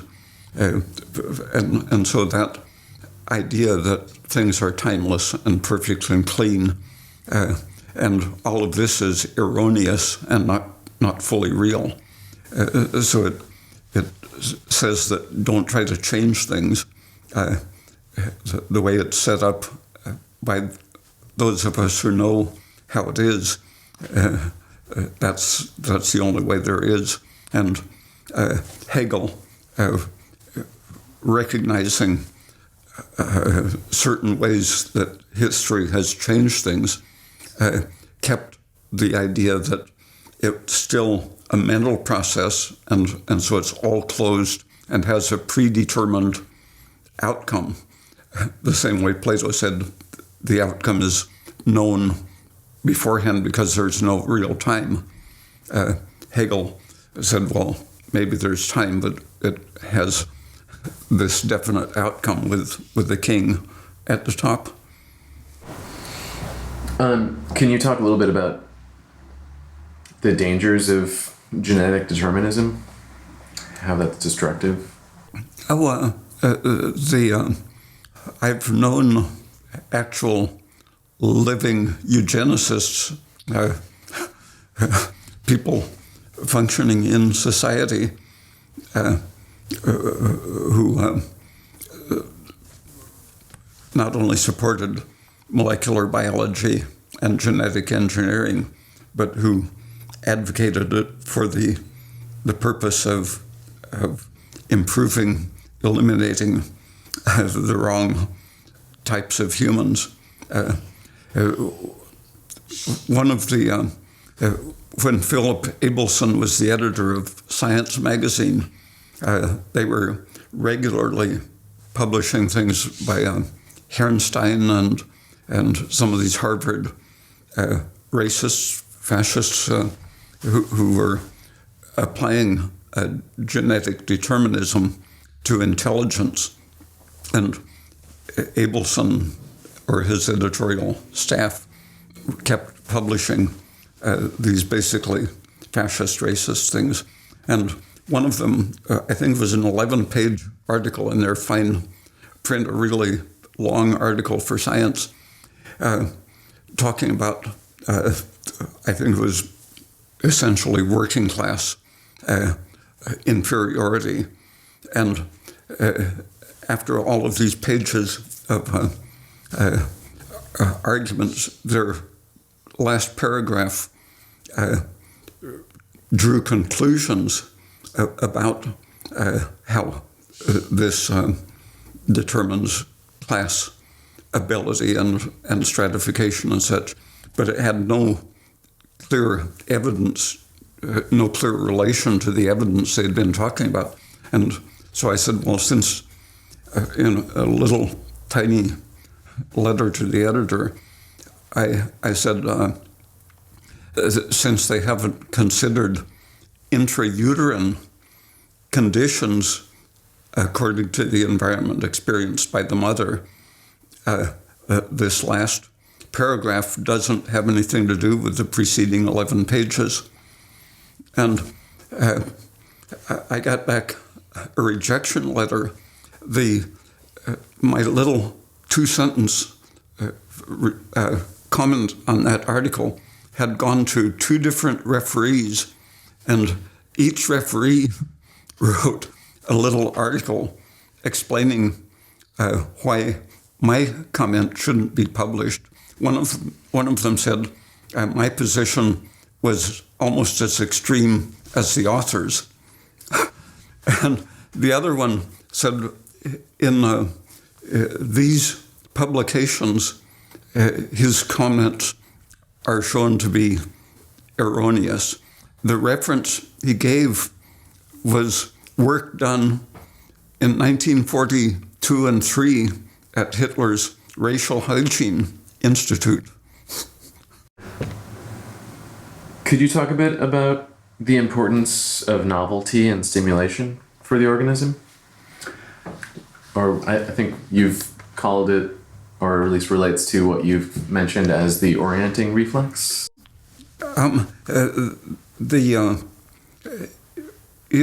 If you start with something like Heraclitus's consciousness, and there is nothing but novelty, but with a certain kind of upbringing, we get indoctrinated and start thinking abstractly, and that creates a suppression of the experience of novelty, and we start seeing things in stereotyped ways, and that creates a kind of depression that reduces our motivation to contact novelty, makes us not only less adventuresome, but to start fearing change and adventure. But the natural Heraclitean state is to, when an environment is stable, so that it's really presenting some things that are repetitive. You're experiencing change, but there are no demands for changing yourself if your environment is very stable. But when the environment changes a little, then you have an opportunity for adapting and finding out why it's different. And if you move, your environment is different. And so every time you move, you're creating opportunities to see new stuff in the environment. And so the natural state of being alive is to move and create a changing environment, to have this exploration tendency. Every time you move, you are receiving different stimuli and getting a new opportunity or a demand for action.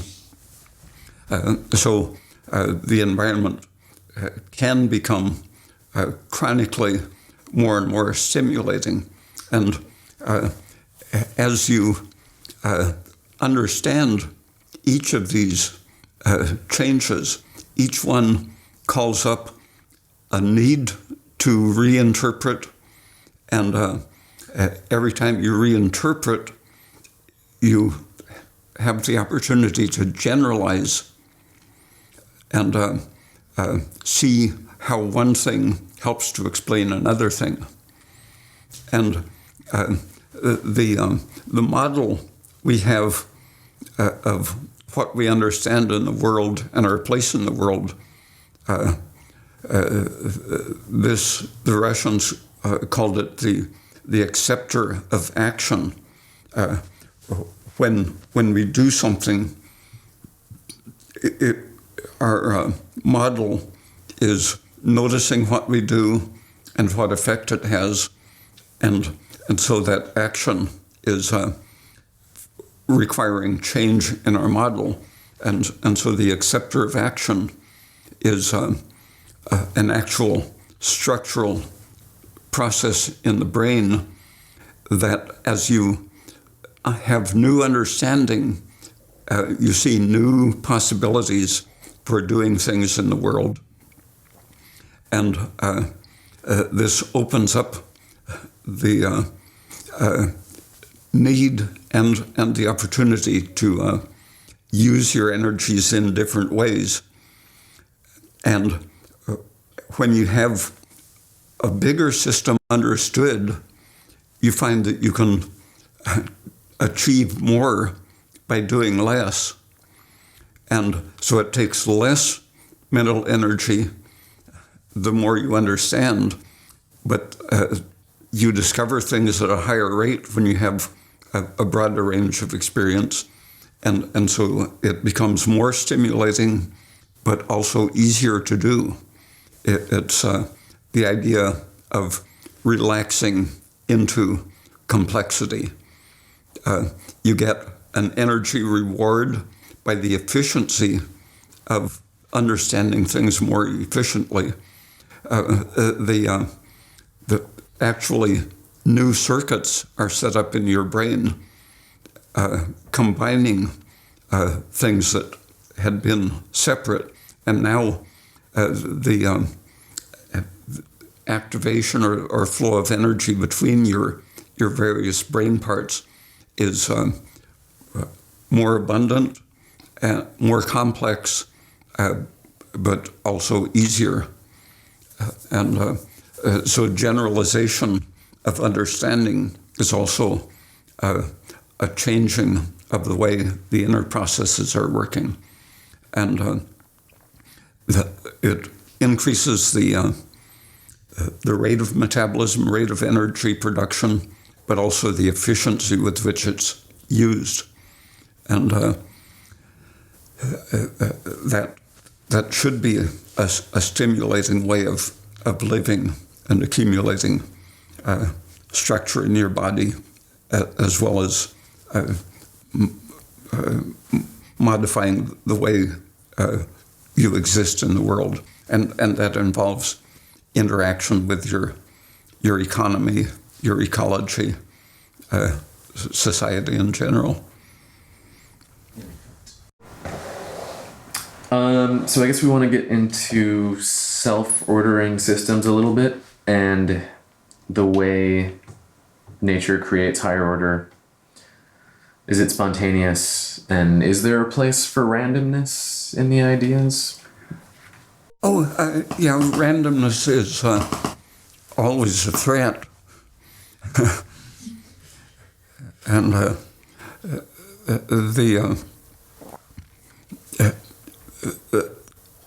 things like Michael Polanyi's adsorption isotherm long range layering, given a concentration or a pressure, you're likely to have a field extending through space, influencing multiple atoms or molecules, and those in turn influence others. And everything has these fields and more or less stickiness. And so the things like resonance and hysteresis are spontaneously everywhere reducing randomness. You move your finger through water or through dust or anything where fields interact, friction. This is all leaving a change in an order where, like you walk through grass in one direction, you bend the grass down, and coming back, the grass is pointing at you, so the way back is not the same as the way out. And constantly, your intended behavior is affecting the environment in ways that tend to support your intention. But if you get counter-intentions, then that has a randomizing. It breaks down the order that you're creating. And occasionally, like you have very vigorous parasites, their intentions might, if they encounter you in a state where your blood sugar is low, for example, the parasites might find an opportunity and start disorganizing your system. So there are competing systems, and a lower system getting too much of a foothold in a higher system counts as randomness. But the assumption of randomness is usually, without stating it, is that everything is always random, and that what has been ordered is achieved at high cost, and so the arrow of time for these people is that you had to expend energy to create the order and get things piled up in a certain way, and you can only do that at the expense of consuming energy somewhere else. And so that develops in the idea of a universe that's running down. You're burning up a lot of energy to create a little bit of order, but that's suppressing all of the alternative ideas that the generation of order is really in many ways a free process, a spontaneous process that just jumps out of things, like the way polycyclic aromatic hydrocarbons generate their own structure spontaneously from a random gas. Gases are counted as random, and most things in solution are counted as random, but that's because we are ignoring the fields that are running through the gas and so on. And it's an idea that the atom is not really responding in any complex way to the fields running through it. But when you look closely enough in the right system, then you see that atoms have their different way of spinning, which matters in many circumstances, that you can have memory even in the gas as it has its own state of electronic excitement and so on. And proton spins and electron spins, these things, and probably subtler and more complicated things on the subatomic level are probably happening. And the idea that nuclear fission is a random process, that's one of the biggest applications of randomness. When I was in the university, one of the professors who pinned things on the bulletin board in the hall put up a clipping of a nuclear physicist who is experimenting with radioactive carbon isotopes, and he made the carbon into fatty acids or lipid chains of some sort. And in the bottle, they had a perfectly random rate of decay, but he coated these oils, radioactive oils, in a monolayer on a foil, I think aluminum foil, and then measured the nuclear fission, the so-called random decay, and showed that one decay triggered a cascade of other decays, and there would be a burst. Once there was one, there would be a burst. And so he showed clear evidence that even the nuclear fission was interacting. Something in the surface caused them to coordinate their moment of decaying so that you got bursts intermittently rather than a smooth decay that happened in the bottle. And H.C. Dudley was an ex-Navy physicist who had his pension when he worked as a radiation biologist, I think at University of Illinois. And he said that because he had his pension, he could do the kind of work he wanted and not worry about getting fired. So he was working out some of the implications that Fred Soddy early in the century had proposed, that the Soddy proposal was maybe nuclear radioactivity could be reflecting an ether interaction. And later he proposed the idea that the timing, the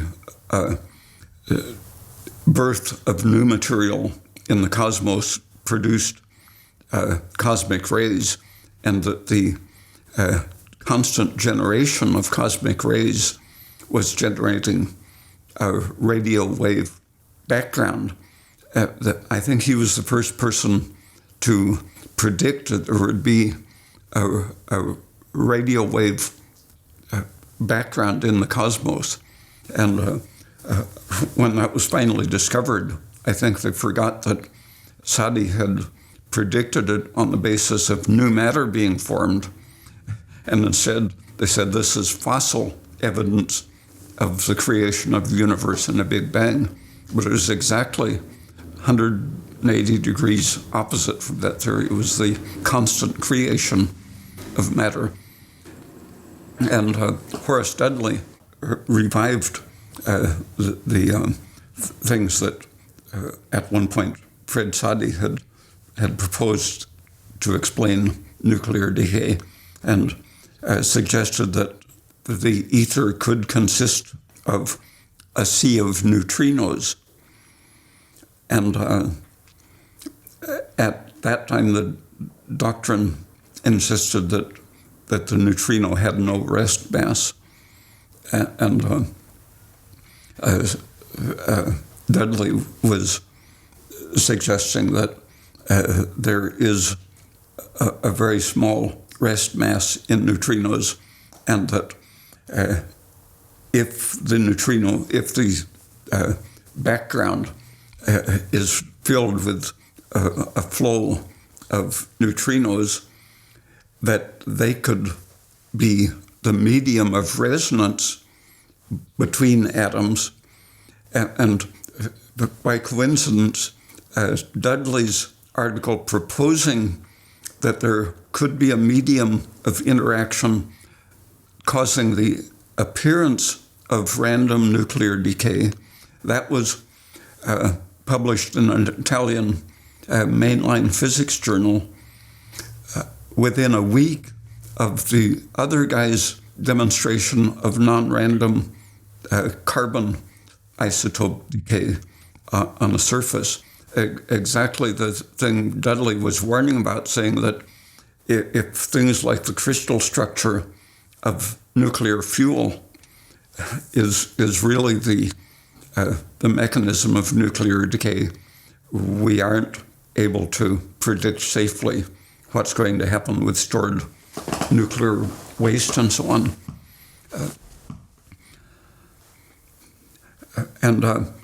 This idea of a surface affecting even the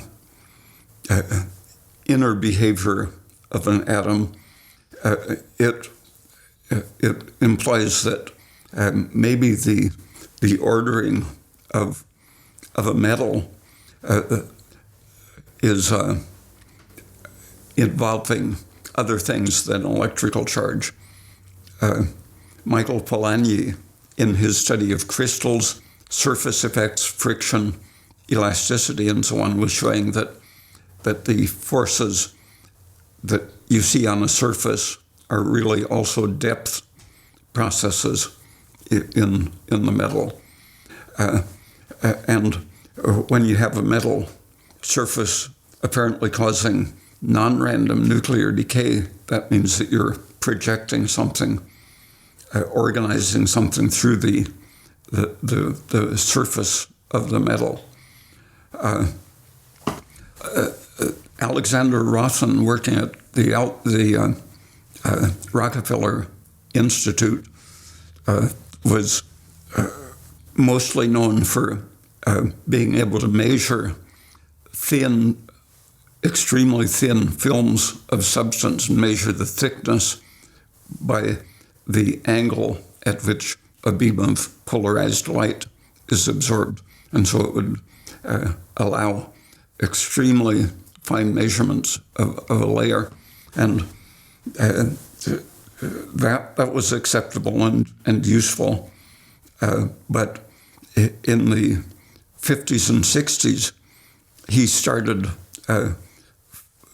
refining, looking at places where the technique showed some anomalous results, and started doing some of his experiments overnight, repeating. He would coat a glass slide with a film of metal and then put a protein or antigen on it, and then maybe a film of fat or plastic over that, and see what could be detected through the layer intervening between the protein and the antibody, for example. And he found that when laid in a thin film on a metal that had been deposited on the glass, the antigen properties, even if the protein had been semi-denatured by being smeared out on the surface, you could lay a film of plastic over it and antibodies would still be detectable on the surface. And he proposed that you could manufacture slides with an antigen laid out so that you could dip it in someone's serum, and through a piece of plastic, you could detect by the pattern that it pulled out of the serum what antibodies they had, according to what antigens you had prepared the slide with. And in studying this process, he found that aging the slides overnight would change the activity. And so he saw some process that would go up and down as the daylight changed. And so it was in some way timed to the electromagnetic or other Earth or solar system environment. But it was showing the long-range effects of not only antigens and antibodies, but he could demonstrate that an enzyme blocked by a layer of plastic polymer could break down a substrate on the other side of the plastic film. Both of them knocking out the idea of lock and key necessary contact, one-to-one neutralization, showing the Polanyi long-distance effect, opening up the physics for all kinds of long-range coherent processes in the organism.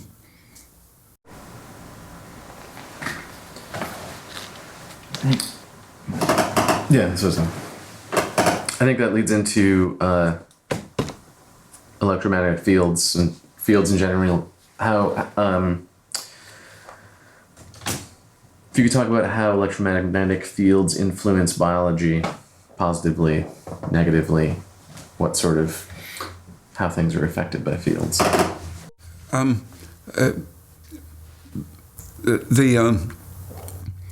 Becker's book, The Body Electric, described his experiment showing that you could impose a weak electrical field and stimulate accelerated healing of a tissue by increasing the electrical field.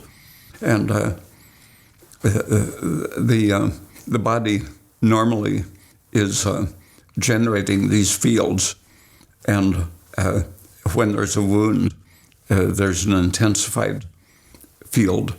And Becker's way of measuring these things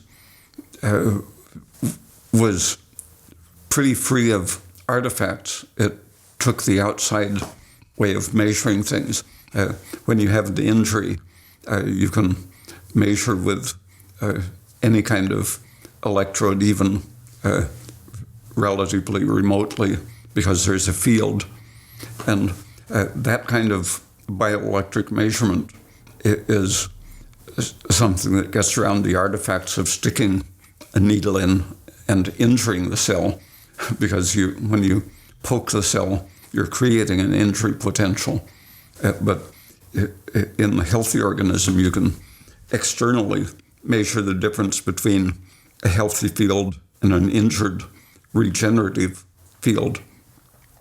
And if the environment is so intensely full of electrical fields, that's interfering with our body's own generation of electrical fields. And fairly early experiments at NASA found that you could turn off a person's consciousness just by putting a very intense magnetic field across their neck. And now there are therapies being proposed in which you can magnetically stimulate the brain. And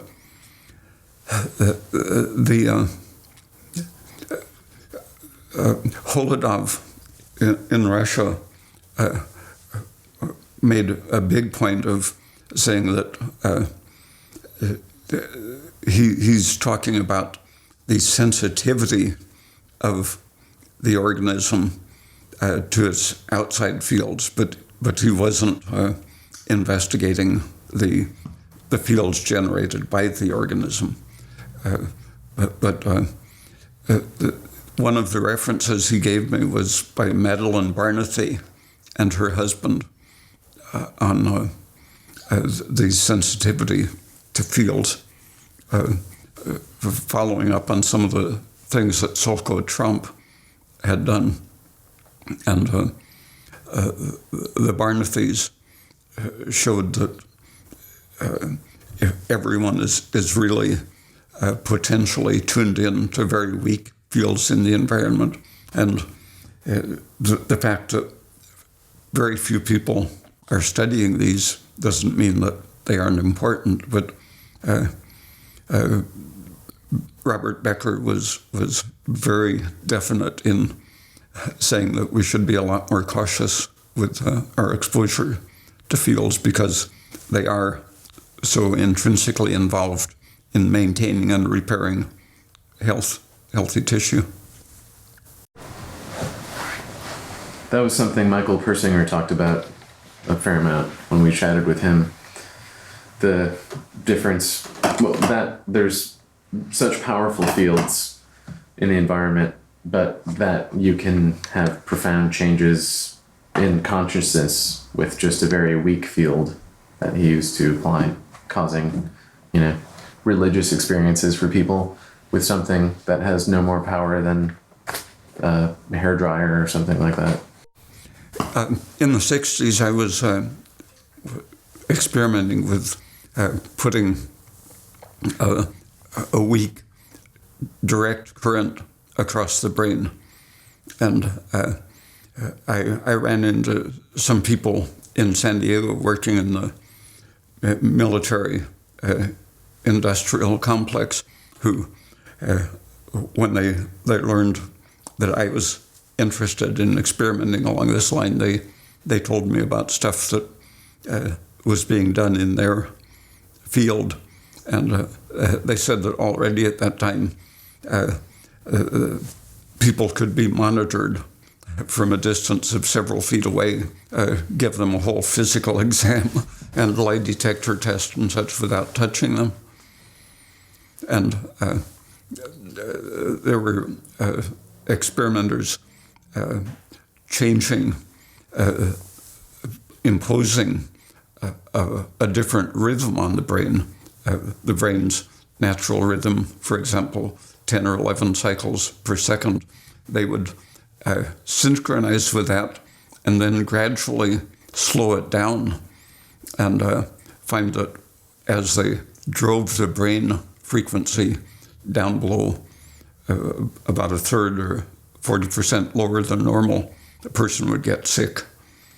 And they were talking about the brain's natural oscillation with the Earth's 11 cycle rhythm, and that probably the brain's alpha rhythm, I guess it is, the 10 or 11 per second, is probably our oscillation with the ionosphere resonance. And anyway, I was interested in the DC fields because I was experimenting and seeing that as conductivity increased, so did the polarity across the head. And after I had been experimenting, seeing if it made sick people feel better and such, I found an experiment in which they had polarized cats. First they would train them until they could do a trick. They would plot the performance of the cat's behavior, and they would get it to 100% of performance, and then they would reverse the DC polarity across the head and they would forget everything they knew. Or if they were training a cat and seeing a course of improvement and learning, then they would reinforce that polarity with a positive on the back and negative on the front, and suddenly they would jump up to 100%, get it all right away. So it seemed like a potential therapy to simply give a very weak direct current support, or doing things that allow the body to retain, not be interfered with. Like a resonance effect, it seems like? Yeah. There was someone who isolated people in a chamber, a Faraday cage, and kept out the Earth's resonant frequency and found that people slowed their brain rhythms just by isolation. And you would think that there would be someone trying to optimize the way we resonate. But I don't know if Persinger is proposing wiring your house to resonate with a better frequency. No, but the effects of grounding, electrically grounding, so like bare feet on the earth, having a specific effect in lowering cortisol, and other biomarkers. And then there are companies now that they make grounding pads for when you're inside, that you plug into the wall, into the ground, and put your bare feet on. People have measured the voltage from the surface of the Earth up, and it looks like the Earth is a source of electrons. And so putting your feet on the Earth, since the head is positive, then walking around with your bare feet on a source of electrons is a way of reinforcing that polarity. Same idea as putting a battery across your head. He also did experiments with generating a field that he said was, I guess, the same as the field of the Earth, around 7 hertz, I think he said, in a time of magnetic calm, and how putting the exact same field around 2 people, that they would separate the people into 2 rooms that were dark, and flash a light in one person's eyes, and if they applied the same field to both people's head, the flash would register in the other person's brain as well. Mm-hmm. Yeah, Andrija Puharic, have you run across him? Mm-hmm. He was... Yeah, he heard about Wilhelm Reich's... actually, Reich ripped off Nikola Tesla's self-charging chamber, but Reich developed it as a therapeutic orgone accumulator. And Andrija Puharic built a chamber like that, and some of his experiments, he said it was financed by the government, but either they would eat mushrooms or they would sit in a chamber, and people with a known tendency to clairvoyance sitting in the chamber had a great amplification. And I was interested in that because of my own various types of dream experiences that seem to connect with people having experiences remotely. I think that's what got Persinger started with those experiments, was he was working with someone who was somewhat of a clairvoyant, and 2 different people. One who traditionally did remote viewing. Ingo Swann. And then another who was more of, I guess, a traditional psychic who would be able to, read people as they came into the room. And by enhancing the field, he found first that when someone came into the room, that his brainwaves would sync up with whoever came in. And that seemed to be related to his ability to read them. So I think that's what got him started with trying to apply the same fields to 2 different people and see the action at a distance of linking their brains. Puharic had the idea that it was a field generated by shifting, I think, to the exaggerated parasympathetic dominance in the brain. But that was just a theory to try to explain what he was seeing evidentially. And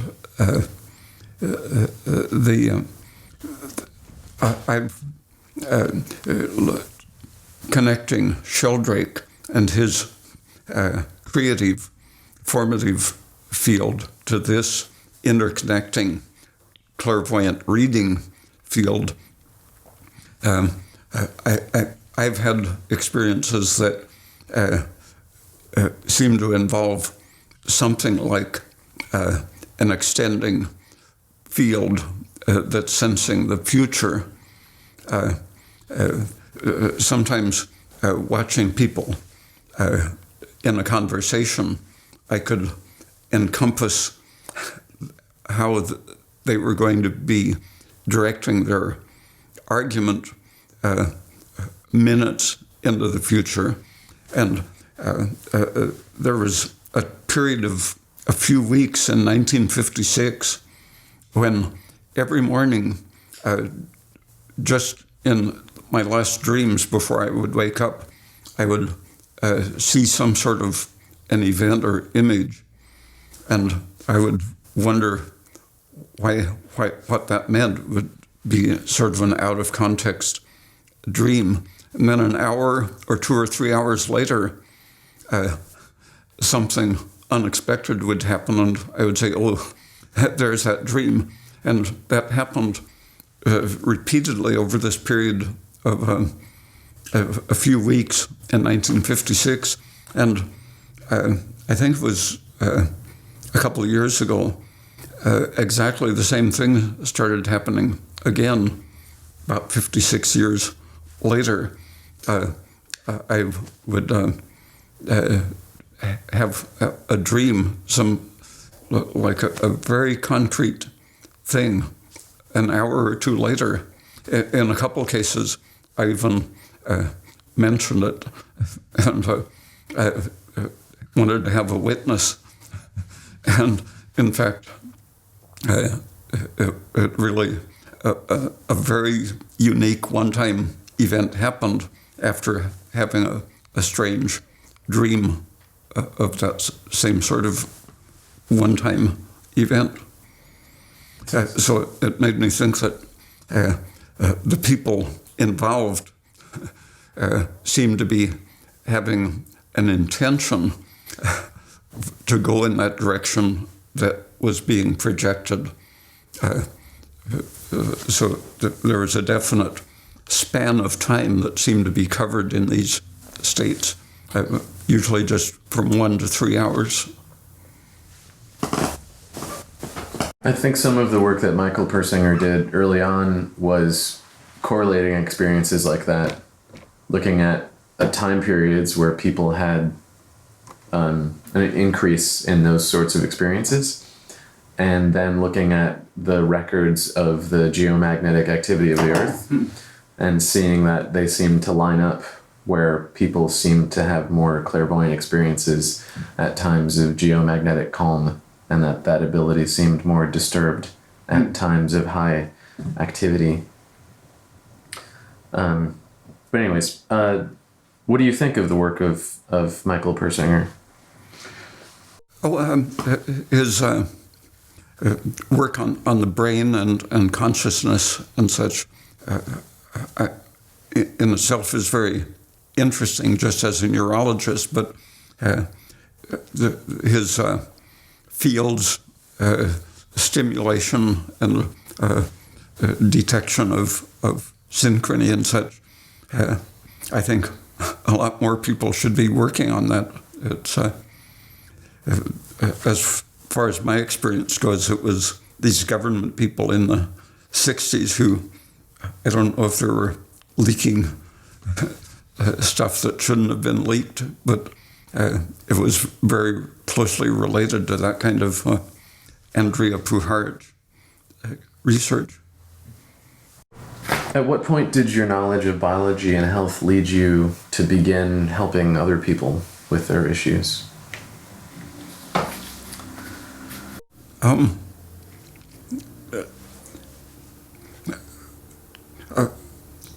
I think reading Adele Davis and seeing the practicality of using diet changes and such, when I was in Mexico, seeing the common protein deficiency and how big a change you could make with a small diet change, that encouraged me to offer my suggestions to people, even when they didn't ask for it. But you had said it was you started to sort of become known as the person that told people to stop taking their vitamins. Yeah, that started in probably around 1970. I don't remember when Whitebird Clinic started, but at the we had a peace movement, anti-war group going in the 60s, and it was probably late 60s when the Whitebird Clinic was started. A guy named Lemons, I think, was the founder, and all of the peace movement type were volunteering there, and my main idea was based on my experience with allergy to vitamins, that started people telling each other and sending them to talk to me. What sort of things, what kind of issues did people start to come to you with? First, mostly allergy problems, constant runny nose, and kids that were constantly having colds, and then fertility problems. Lots of young women with their maltreatment by the local medical establishment. Just incredible stories about rudeness, insults, assault, or the wrong kind of surgery, having ovaries removed when they were supposed to be having surgery to fix a cyst. They would wake up and their ovaries would be gone. The counterculture was very conscious to the need to have a different medical establishment, so the pre-clinic wasn't just for the poor student population. It was an outlet, an escape from the dangerous gynecologists. And I got acquainted through that connection with a local gynecologist who had years before testified for a patient who had been maimed by a local doctor. And he was the only doctor in the whole region who would testify for the patient. And so he was ostracized by the profession, but continued his private practice. And his own health was ruined, had Addison's, or a mixture of stress syndromes, tissue damage from chronic stress, and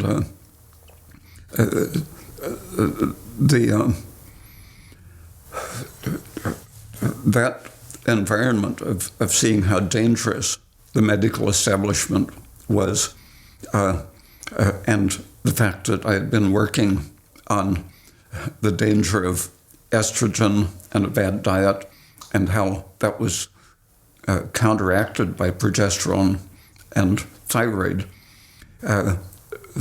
One of the most serious people to come along was someone with a history of multiple sclerosis symptoms and variations, brain degenerative symptoms of blindness, paralysis, and so on. And she had found Katharina Dalton's book on progesterone therapy. And I think just before that, a woman with a history of epilepsy had gone to a local neurologist when she was 35 and had been a school teacher, and she was having migraines. And the neurologist said, migraines are like epilepsy, so I'll give you an anti-epilepsy drug. And she took it during the summer and realized that she couldn't be intelligent enough to teach her classes, so she stopped taking it in the fall. And stopping it suddenly, she had a seizure. She hadn't been warned that withdrawal from an anti-seizure drug had to be gradual. And so she went back to the doctor and he said, see, I said migraines are like epilepsy. So then she became an epileptic patient from the age of 35 to 52. And every year she would visit the doctor and he would give her an IQ test and show her how she had become dependent by her late 40s. And when I saw her, she was, I think, 52 and couldn't leave the house by herself because she couldn't find the way back. So her son brought her over, and I told them about progesterone and thyroid and how it worked in animals, and mentioned inflammation as one of the signs of estrogen poisoning. And she had 2 purplish kind of fat fingers that she couldn't bend. And I explained how she could dissolve the progesterone in oil and rub it under her skin. She said, well, I'll start with these. And she took some home with her, and a week later, even though she had said she was not allowed to leave the house by herself, she came back down the sidewalk holding a piece of paper I had given her to mark her changes or improvement. And she was grinning and coming down the sidewalk, bending her fingers, showing that 5 days later, her fingers were mobile. And she showed me the paper that she had dotted each day a radical improvement until she was now rating herself as the best possible. And that was in the middle summer sometime. And she went back to graduate school in the fall and signed up for a master's program in gerontology.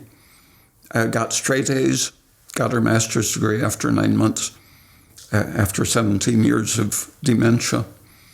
So that really encouraged me to make progesterone available. And then this other woman who had MS and blindness and paralysis and such, I had started teaching at naturopath school in Portland, and she volunteered to come and talk to my class.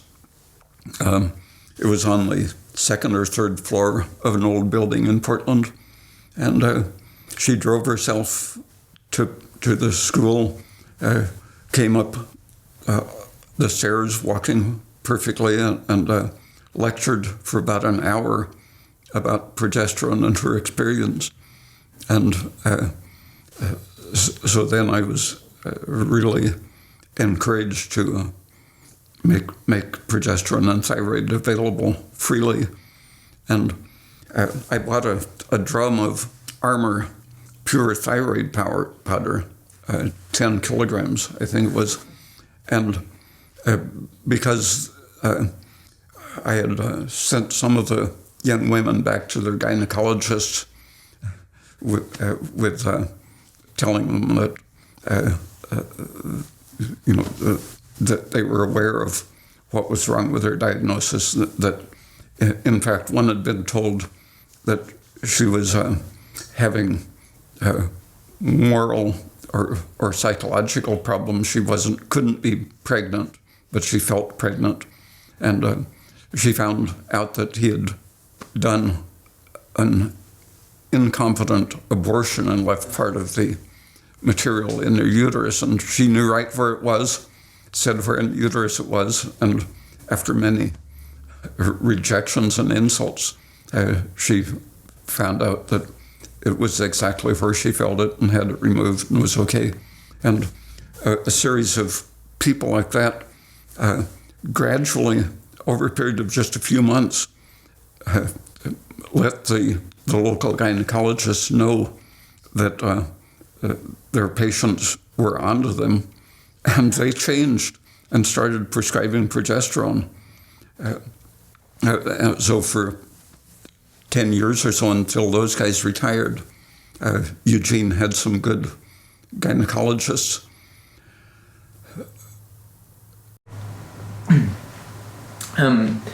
How would you describe how you interacted with your patients? I don't know if that's what you'd call them, but compared to how they interacted with their doctor, how did you... what was different about the way you problem solved? Since I was a teacher, I thought of each visit as being a little hour class on a subject of their choosing. They would introduce it and explain what they wanted to know about. And so I would give an instant class designed to meet their need for knowledge on what their problem was. And during that period, a middle-class sort of couple, very unfamiliar type of people from what I had been seeing, these middle-classers came and presented some health problems and said, what is my diagnosis and what would you prescribe? And I kept telling them that I was there to inform them and that if they wanted a diagnosis or prescription, they should go to a doctor. And they were behaving so oddly. I made inquiries around a friend who was a psychologist, had friends in the local medical society, and these were agents sent by the Eugene Medical Society to get me to prescribe or diagnose. And they were such obnoxious people. I was just as obnoxious back to them, saying, "Oh, you need a doctor." But because of that environment, I wanted to give the powdered Armour thyroid to the people. And so I would explain what thyroid does and how it related to what they needed, and how the populations around the world used to include, like the fish head, chicken neck, and so on. The thyroid gland was always left in the food supply until the government decided it should be sold to the pharmaceutical companies and sold separately. So I explained the quantities that used to be in the food supply and how they could use it as a food supplement. But I had powdered kelp, which has a very strong smell, and I would shake up the necessary amount of thyroid powder with a given amount of powdered kelp. And so the thyroid is in here, and you take a certain amount and it'll provide some iodine and so on. So if there were any more spies, they would show it to their doctor and he would say, "Oh, powdered kelp, he's just fooling you." That's a good trick. You mentioned making progesterone available. Yeah, I think the next person in the sequence was a suicidal 22-year-old girl that had, in California, she had been taking thyroid from her teens. When she came to Oregon, she couldn't get a doctor to continue her prescription. But she got married at the time she moved, and she thought her depression and suicidal urge had to do with being dissatisfied with her marriage or something. And every month for 10 or 11 days, she was absolutely constantly sobbing and suicidal. And after that had stopped, she and her husband came to visit and explained the situation, and I recognized it as a estrogen excess symptom, a perfectly monthly rhythm.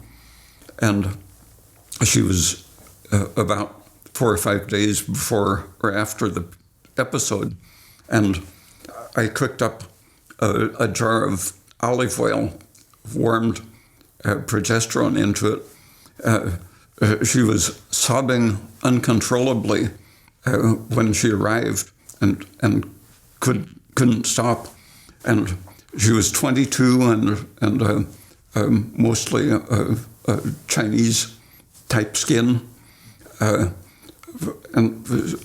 a nice, ordinarily smooth, slightly tan skin, but she had these hard green veins standing up on the backs of her hands. And I had her, told her to go in the bathroom and coat her top and face and neck and arms with this oil. And she came back and was sitting at the kitchen table, sobbing with her hands on the table, and just commenting on why she wanted to die and couldn't think of any other possibility. And at 5 minutes after putting that on, her veins had disappeared, and she was getting a little quieter. And watching the clock, I noticed that over the next 30 minutes, her sobbing had subsided, and then she started actually seeing a possibility of living, and started looking almost cheery. I think it was exactly 40 minutes after she put it on, she was smiling and saying, "It's like night turning into day." So I gave her the bottle and told her next time to apply it. And so the next monthly cycle came along, and she phoned up and said, "If I drank this all, would it kill me?" And she said, "I oiled myself up and it didn't work anymore, so I'm looking for a way to die painlessly."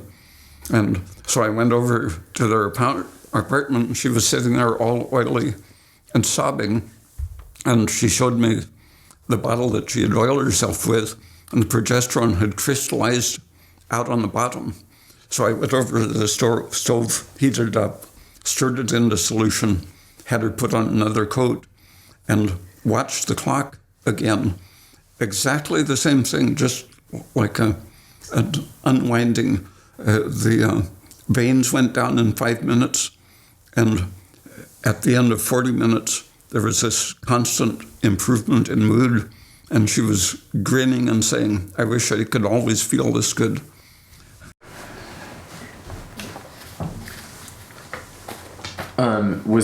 That was then before Progest-E was around? Before? Progest-E?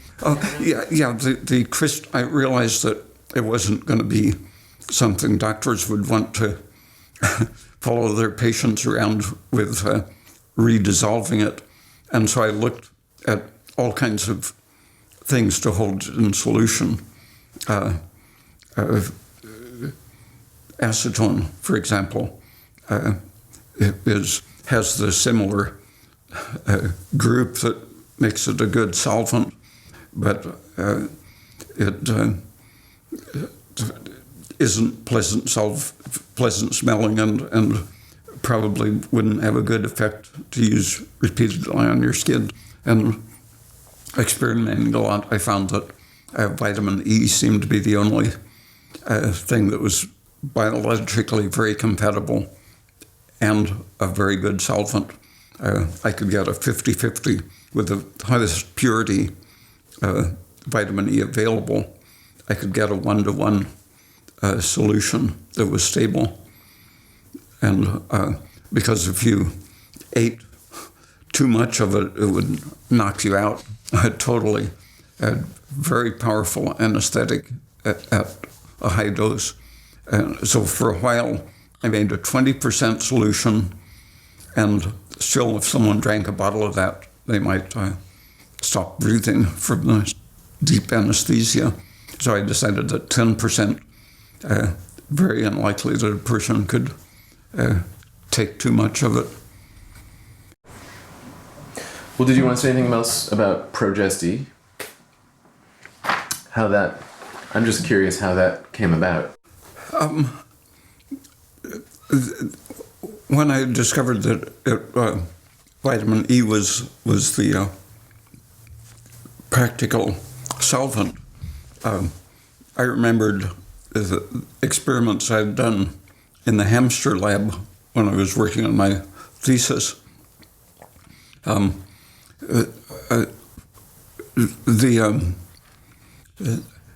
The mouse, Lamarckian, found that he could grind up liver either from the mice or from beef or shark or whatever, and with a pure ethanol extract, evaporate that and find something, injecting into the 100% genetic strain of mice, and they wouldn't develop cancer in that generation or for 2 or 3 generations after. So something in the liver was changing their hormonal environment, which was affecting the hormonal environment for generations afterwards. And I got some of his mice before I started working on my dissertation. I got some of his mice and were testing my theories to explain what it might be in the liver. And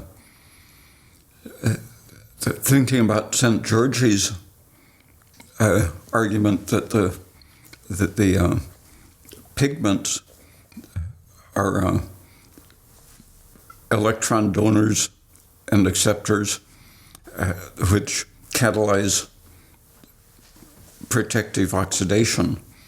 I was, among other things, testing these extracts of liver for anything that would resemble the activated carbonyl or quinone structure.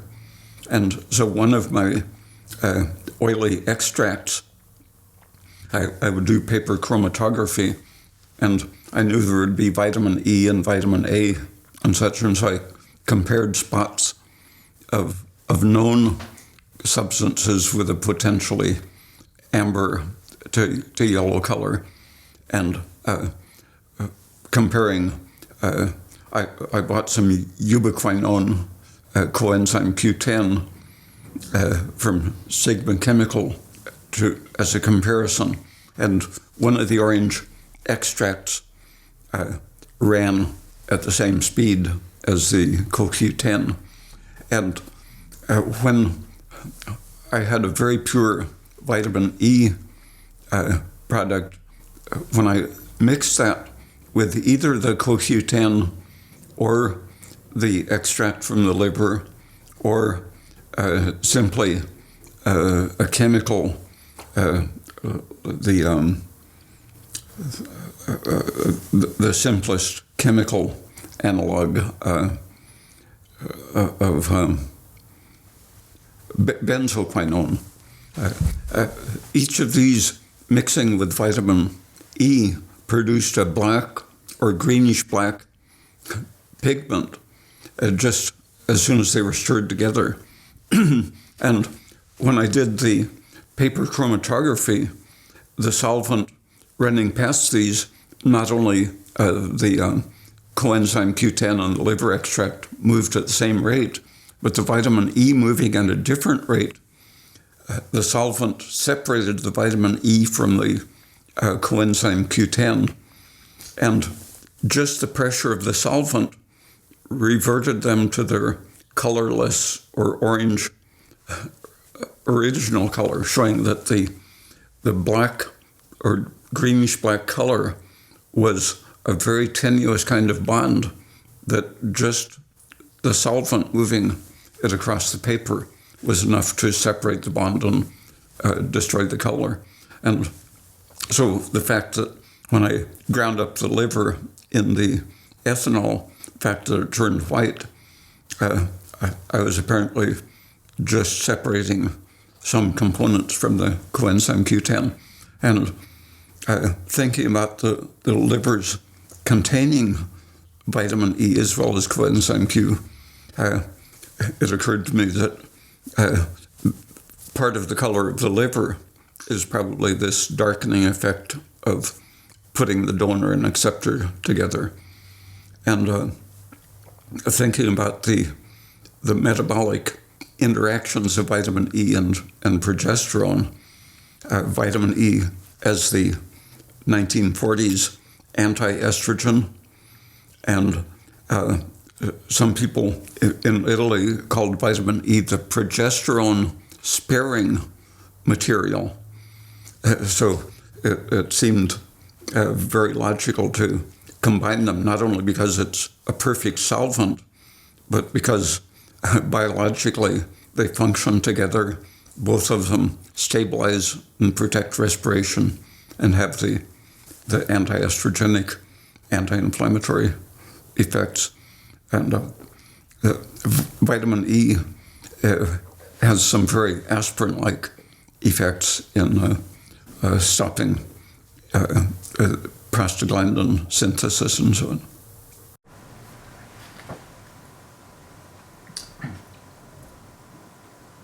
on. Getting back to your helping people, how has that evolved since over the years?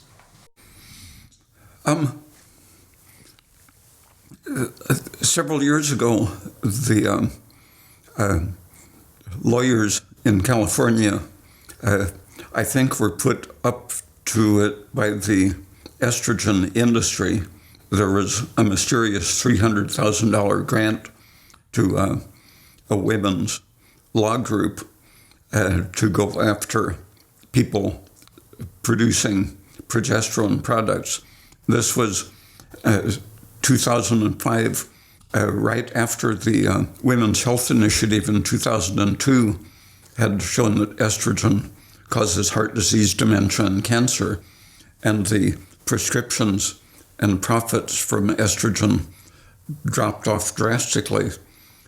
By 2005, the industry was thinking of progesterone as a dangerous competitor.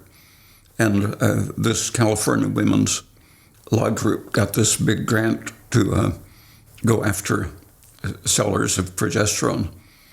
And following that, I essentially stopped talking to people about progesterone because the lawyers were suing people who had absolutely no claims made and no violation of any law, but they saw that they could force people to settle, knowing that lawyers were going to cost them $50,000 to $100,000 just to defend themselves.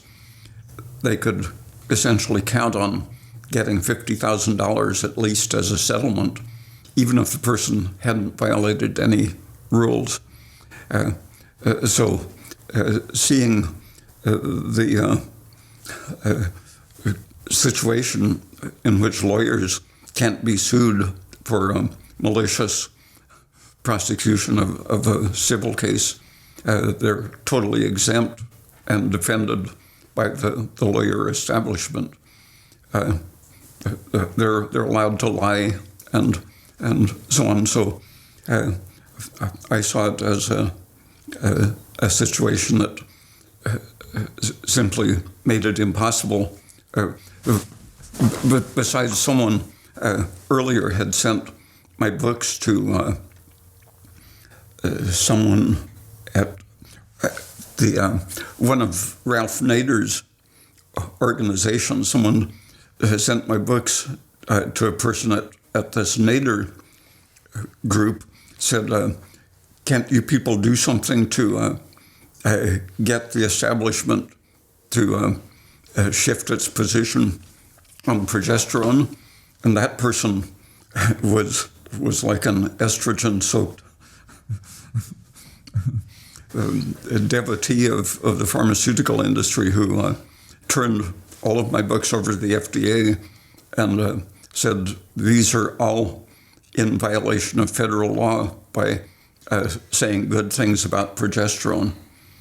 And so I talked to people at the FDA, and they said there's a fine line between violating federal law and having freedom of speech, and we can't tell you where the line is.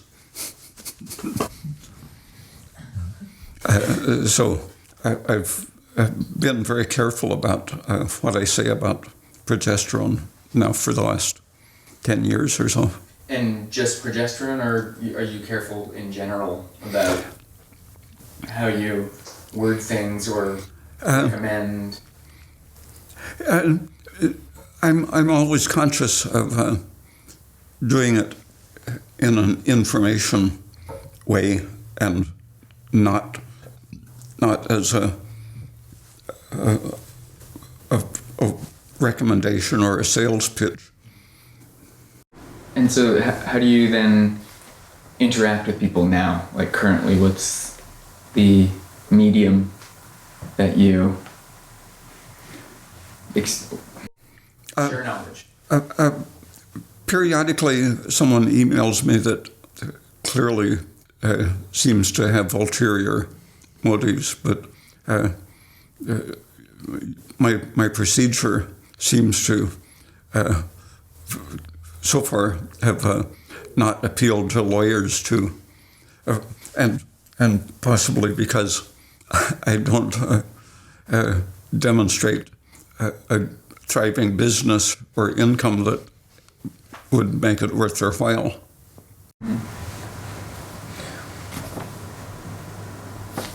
Are you still currently receiving lots of emails from people asking for help? You mentioned when we talked to you on the phone originally that you were getting maybe hundreds a day. I think that was an extreme. It goes up and down. On work days, it's always higher. On weekends, it drops off. And so I guess people are writing from their work computers. And I usually try to answer a few dozen every day, picking out, like one guy a few days ago said, here are a few dozen questions from my pathophysiology lab. Could you help me with them?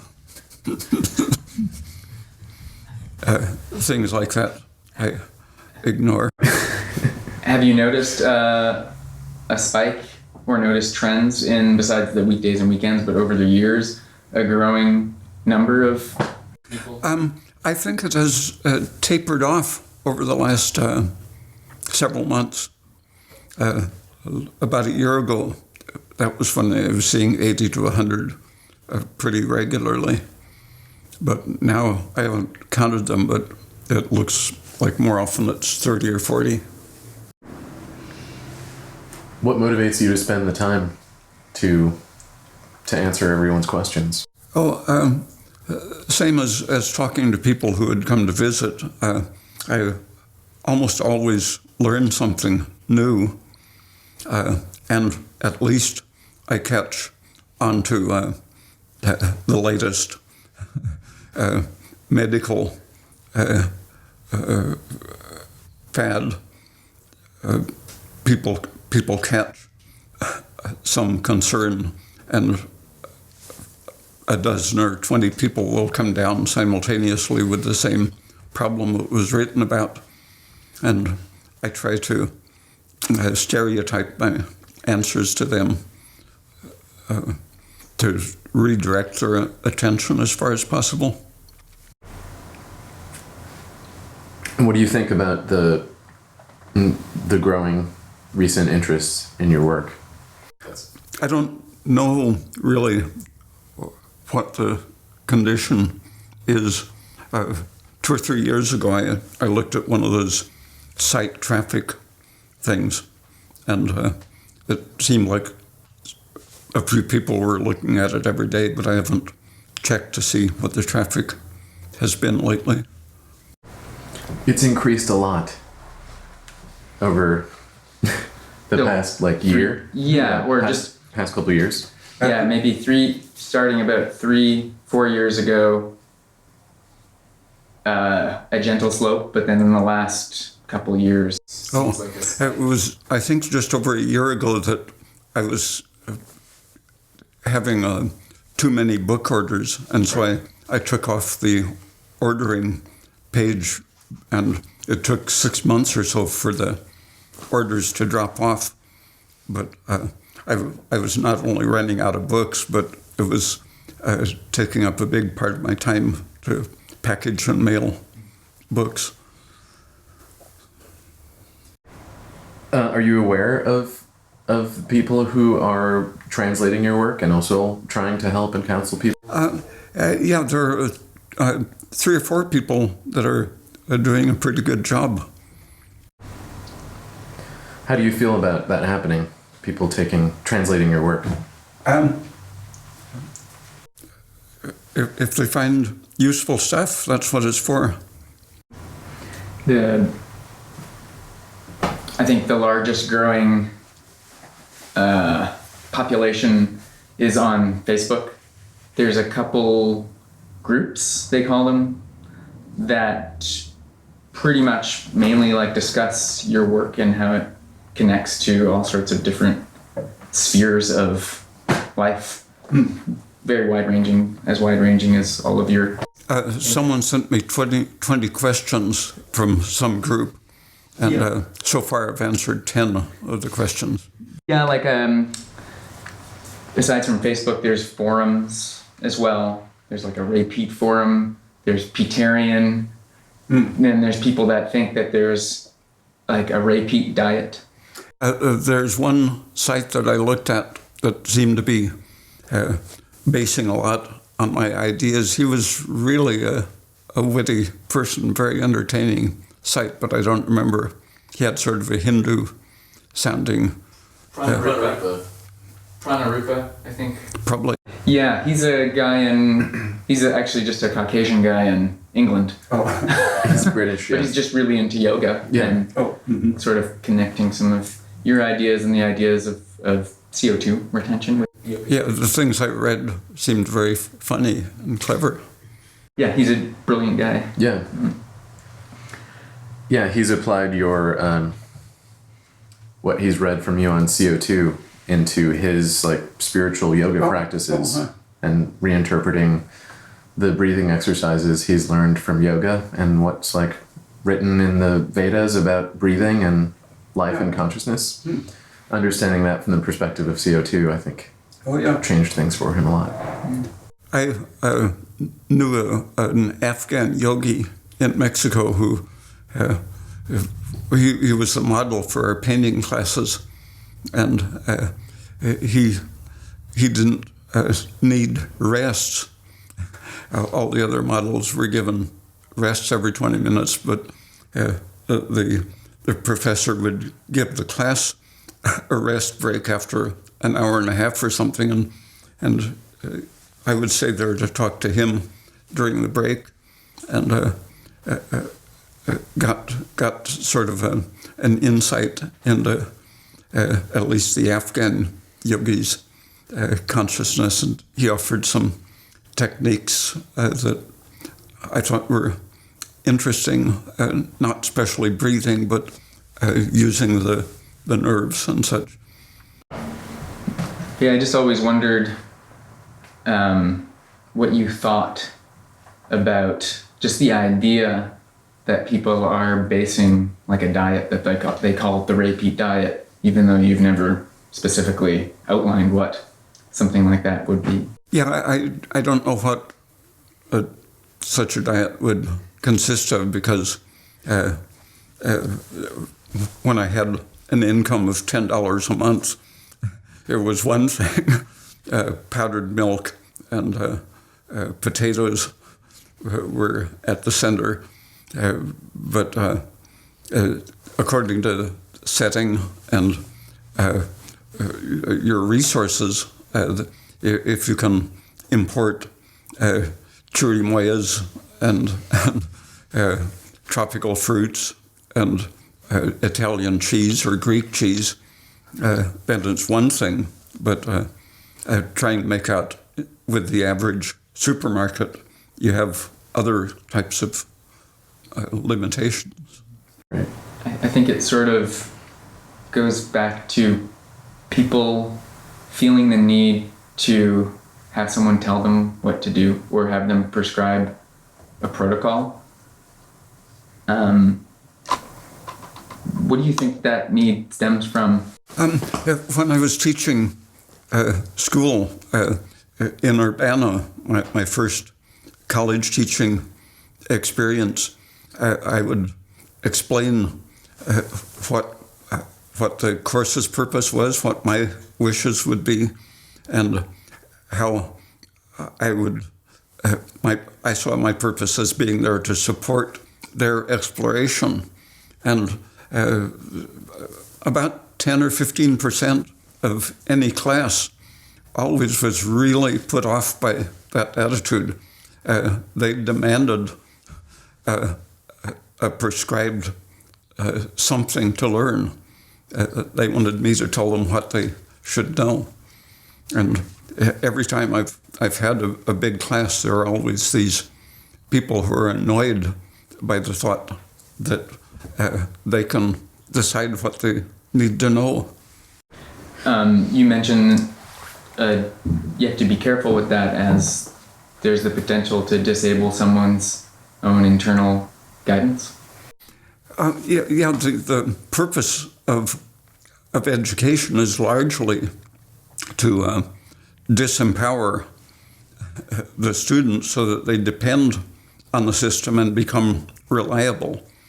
In 1965, a professor at Oregon State, I think a psychology or education professor, did a study of the academic success of, I guess it was psychology majors, and graphed it according to their scores on the Miller Analogies test. Did you ever see that? It's 100 questions, each one, I think, 4 possible answers with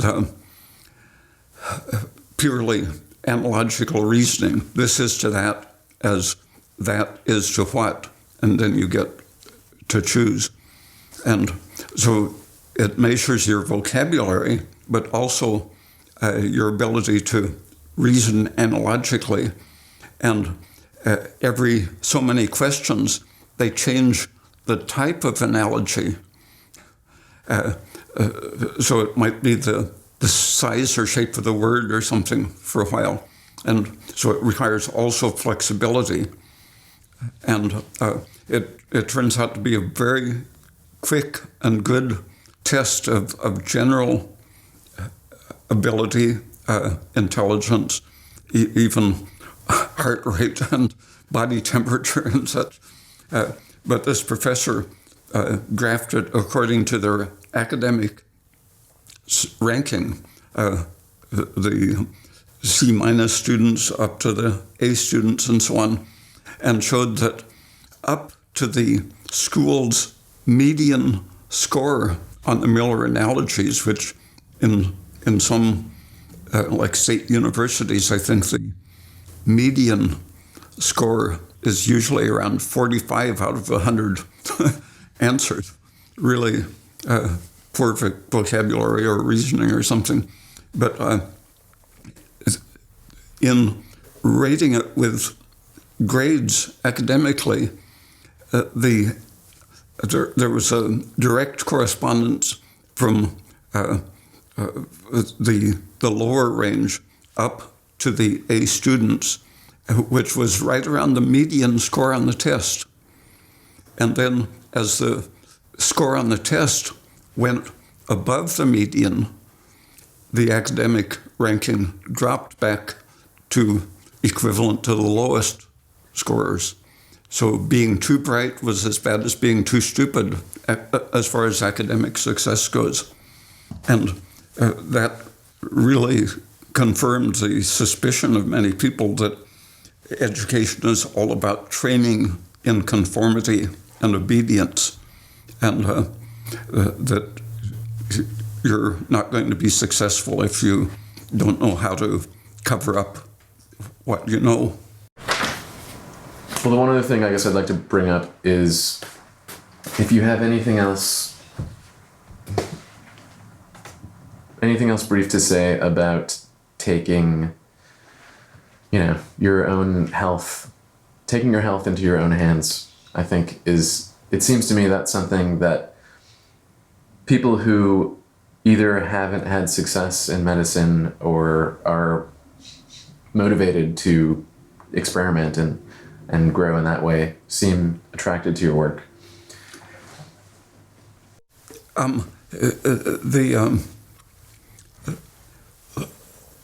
Staying away from anything that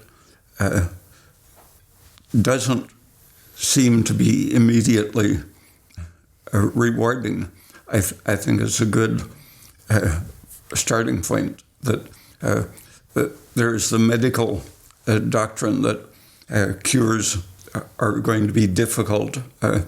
Chemotherapy might kill you, but it'll save you.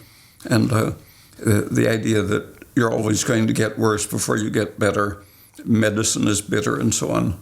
But I think people should be open to the idea that maybe the medicine is pleasant and that the reward is going to be instantaneous practically. The first time I tried progesterone for a migraine, I was in the middle of a horrible migraine because I had either stopped taking thyroid or I'd been in a place that had fluoridated water, which inactivated the T3 I was taking. And anyway, in the middle of a horrible migraine twice, I decided not to worry about the anti-testosterone effects, and so I took a big glob of it, about probably 100 milligrams of progesterone, put it on my tongue and went back to bed, expecting to continue mourning. By the time I got lying down in bed, with my eyes closed, I saw the flashing turmoil suddenly getting quiet and velvety black, just about at that speed, spreading out over my visual field, and the sickness and headache faded as the smoothness got to the edge of my visual field. The sickness and pain were about half gone, and then I could feel something continuing to move at the same rate, as if it was completing the circuit of removing whatever the turmoil in my brain was. A period of just about a minute from putting it in my mouth to being just absolutely peaceful, and then going to sleep. But sometimes just a big dose of sugar or aspirin can be almost as quick as that. And with T3, when I was experimenting with a full dose, 25 micrograms of T3 in the morning, it felt okay for a couple of weeks. But then at sunset, I started noticing just as the sun was going down, I would start having my heart stop for about 3 seconds at a time, about every 10 or 15 seconds. And if there was a slight stress, that would make it stop even longer. And in one of those times when I was having very predictable, every 10 seconds, a stoppage, I chewed up 10 micrograms of T3, and I estimate it was about 15 seconds from chewing it up, my rhythm was perfectly straight, no skipping at all. And I tried that out on a couple of friends. One guy in his 80s whose feet were rotting black holes into the bones of his toes, and the doctor said they would have to be amputated. And he was soaking them in a antiseptic water bath, and his pulse was doing the same thing mine was, 5 or 10 seconds of beating and then stopping for a while and coming back. And I gave him some Armour thyroid, and not as quick as the T3, but it quickly brought his pulse rate up to a steady, no skipping. And 2 or 3 weeks later, I visited him, and he had his shoes on and was dressing up to go out to his lodge. And asked him how his rotten feet were, and he said, "What feet?" No symptoms. But then he kept going back to his doctor, and the doctor would tell him he had to stop that stuff. And we went through 2 or 3 episodes of rotten black feet, and each time I would impose on him to take his Armour thyroid, and the feet would recover just absolutely and perfectly. One old guy who had been an acrobat and was very self-confident, he was essentially blind and insisted on driving, but he would do things like going down the wrong side of the street in Santa Monica on the way home. And he reached a point where people convinced him not to drive, but he couldn't see the way around his apartment. And so I gave him a handful of thyroid tablets in a dish by his chair, and he couldn't feel his feet at that time. Just a week later, I came back, and he was walking, could feel his feet, and could see enough to get around and scare his friends by driving again.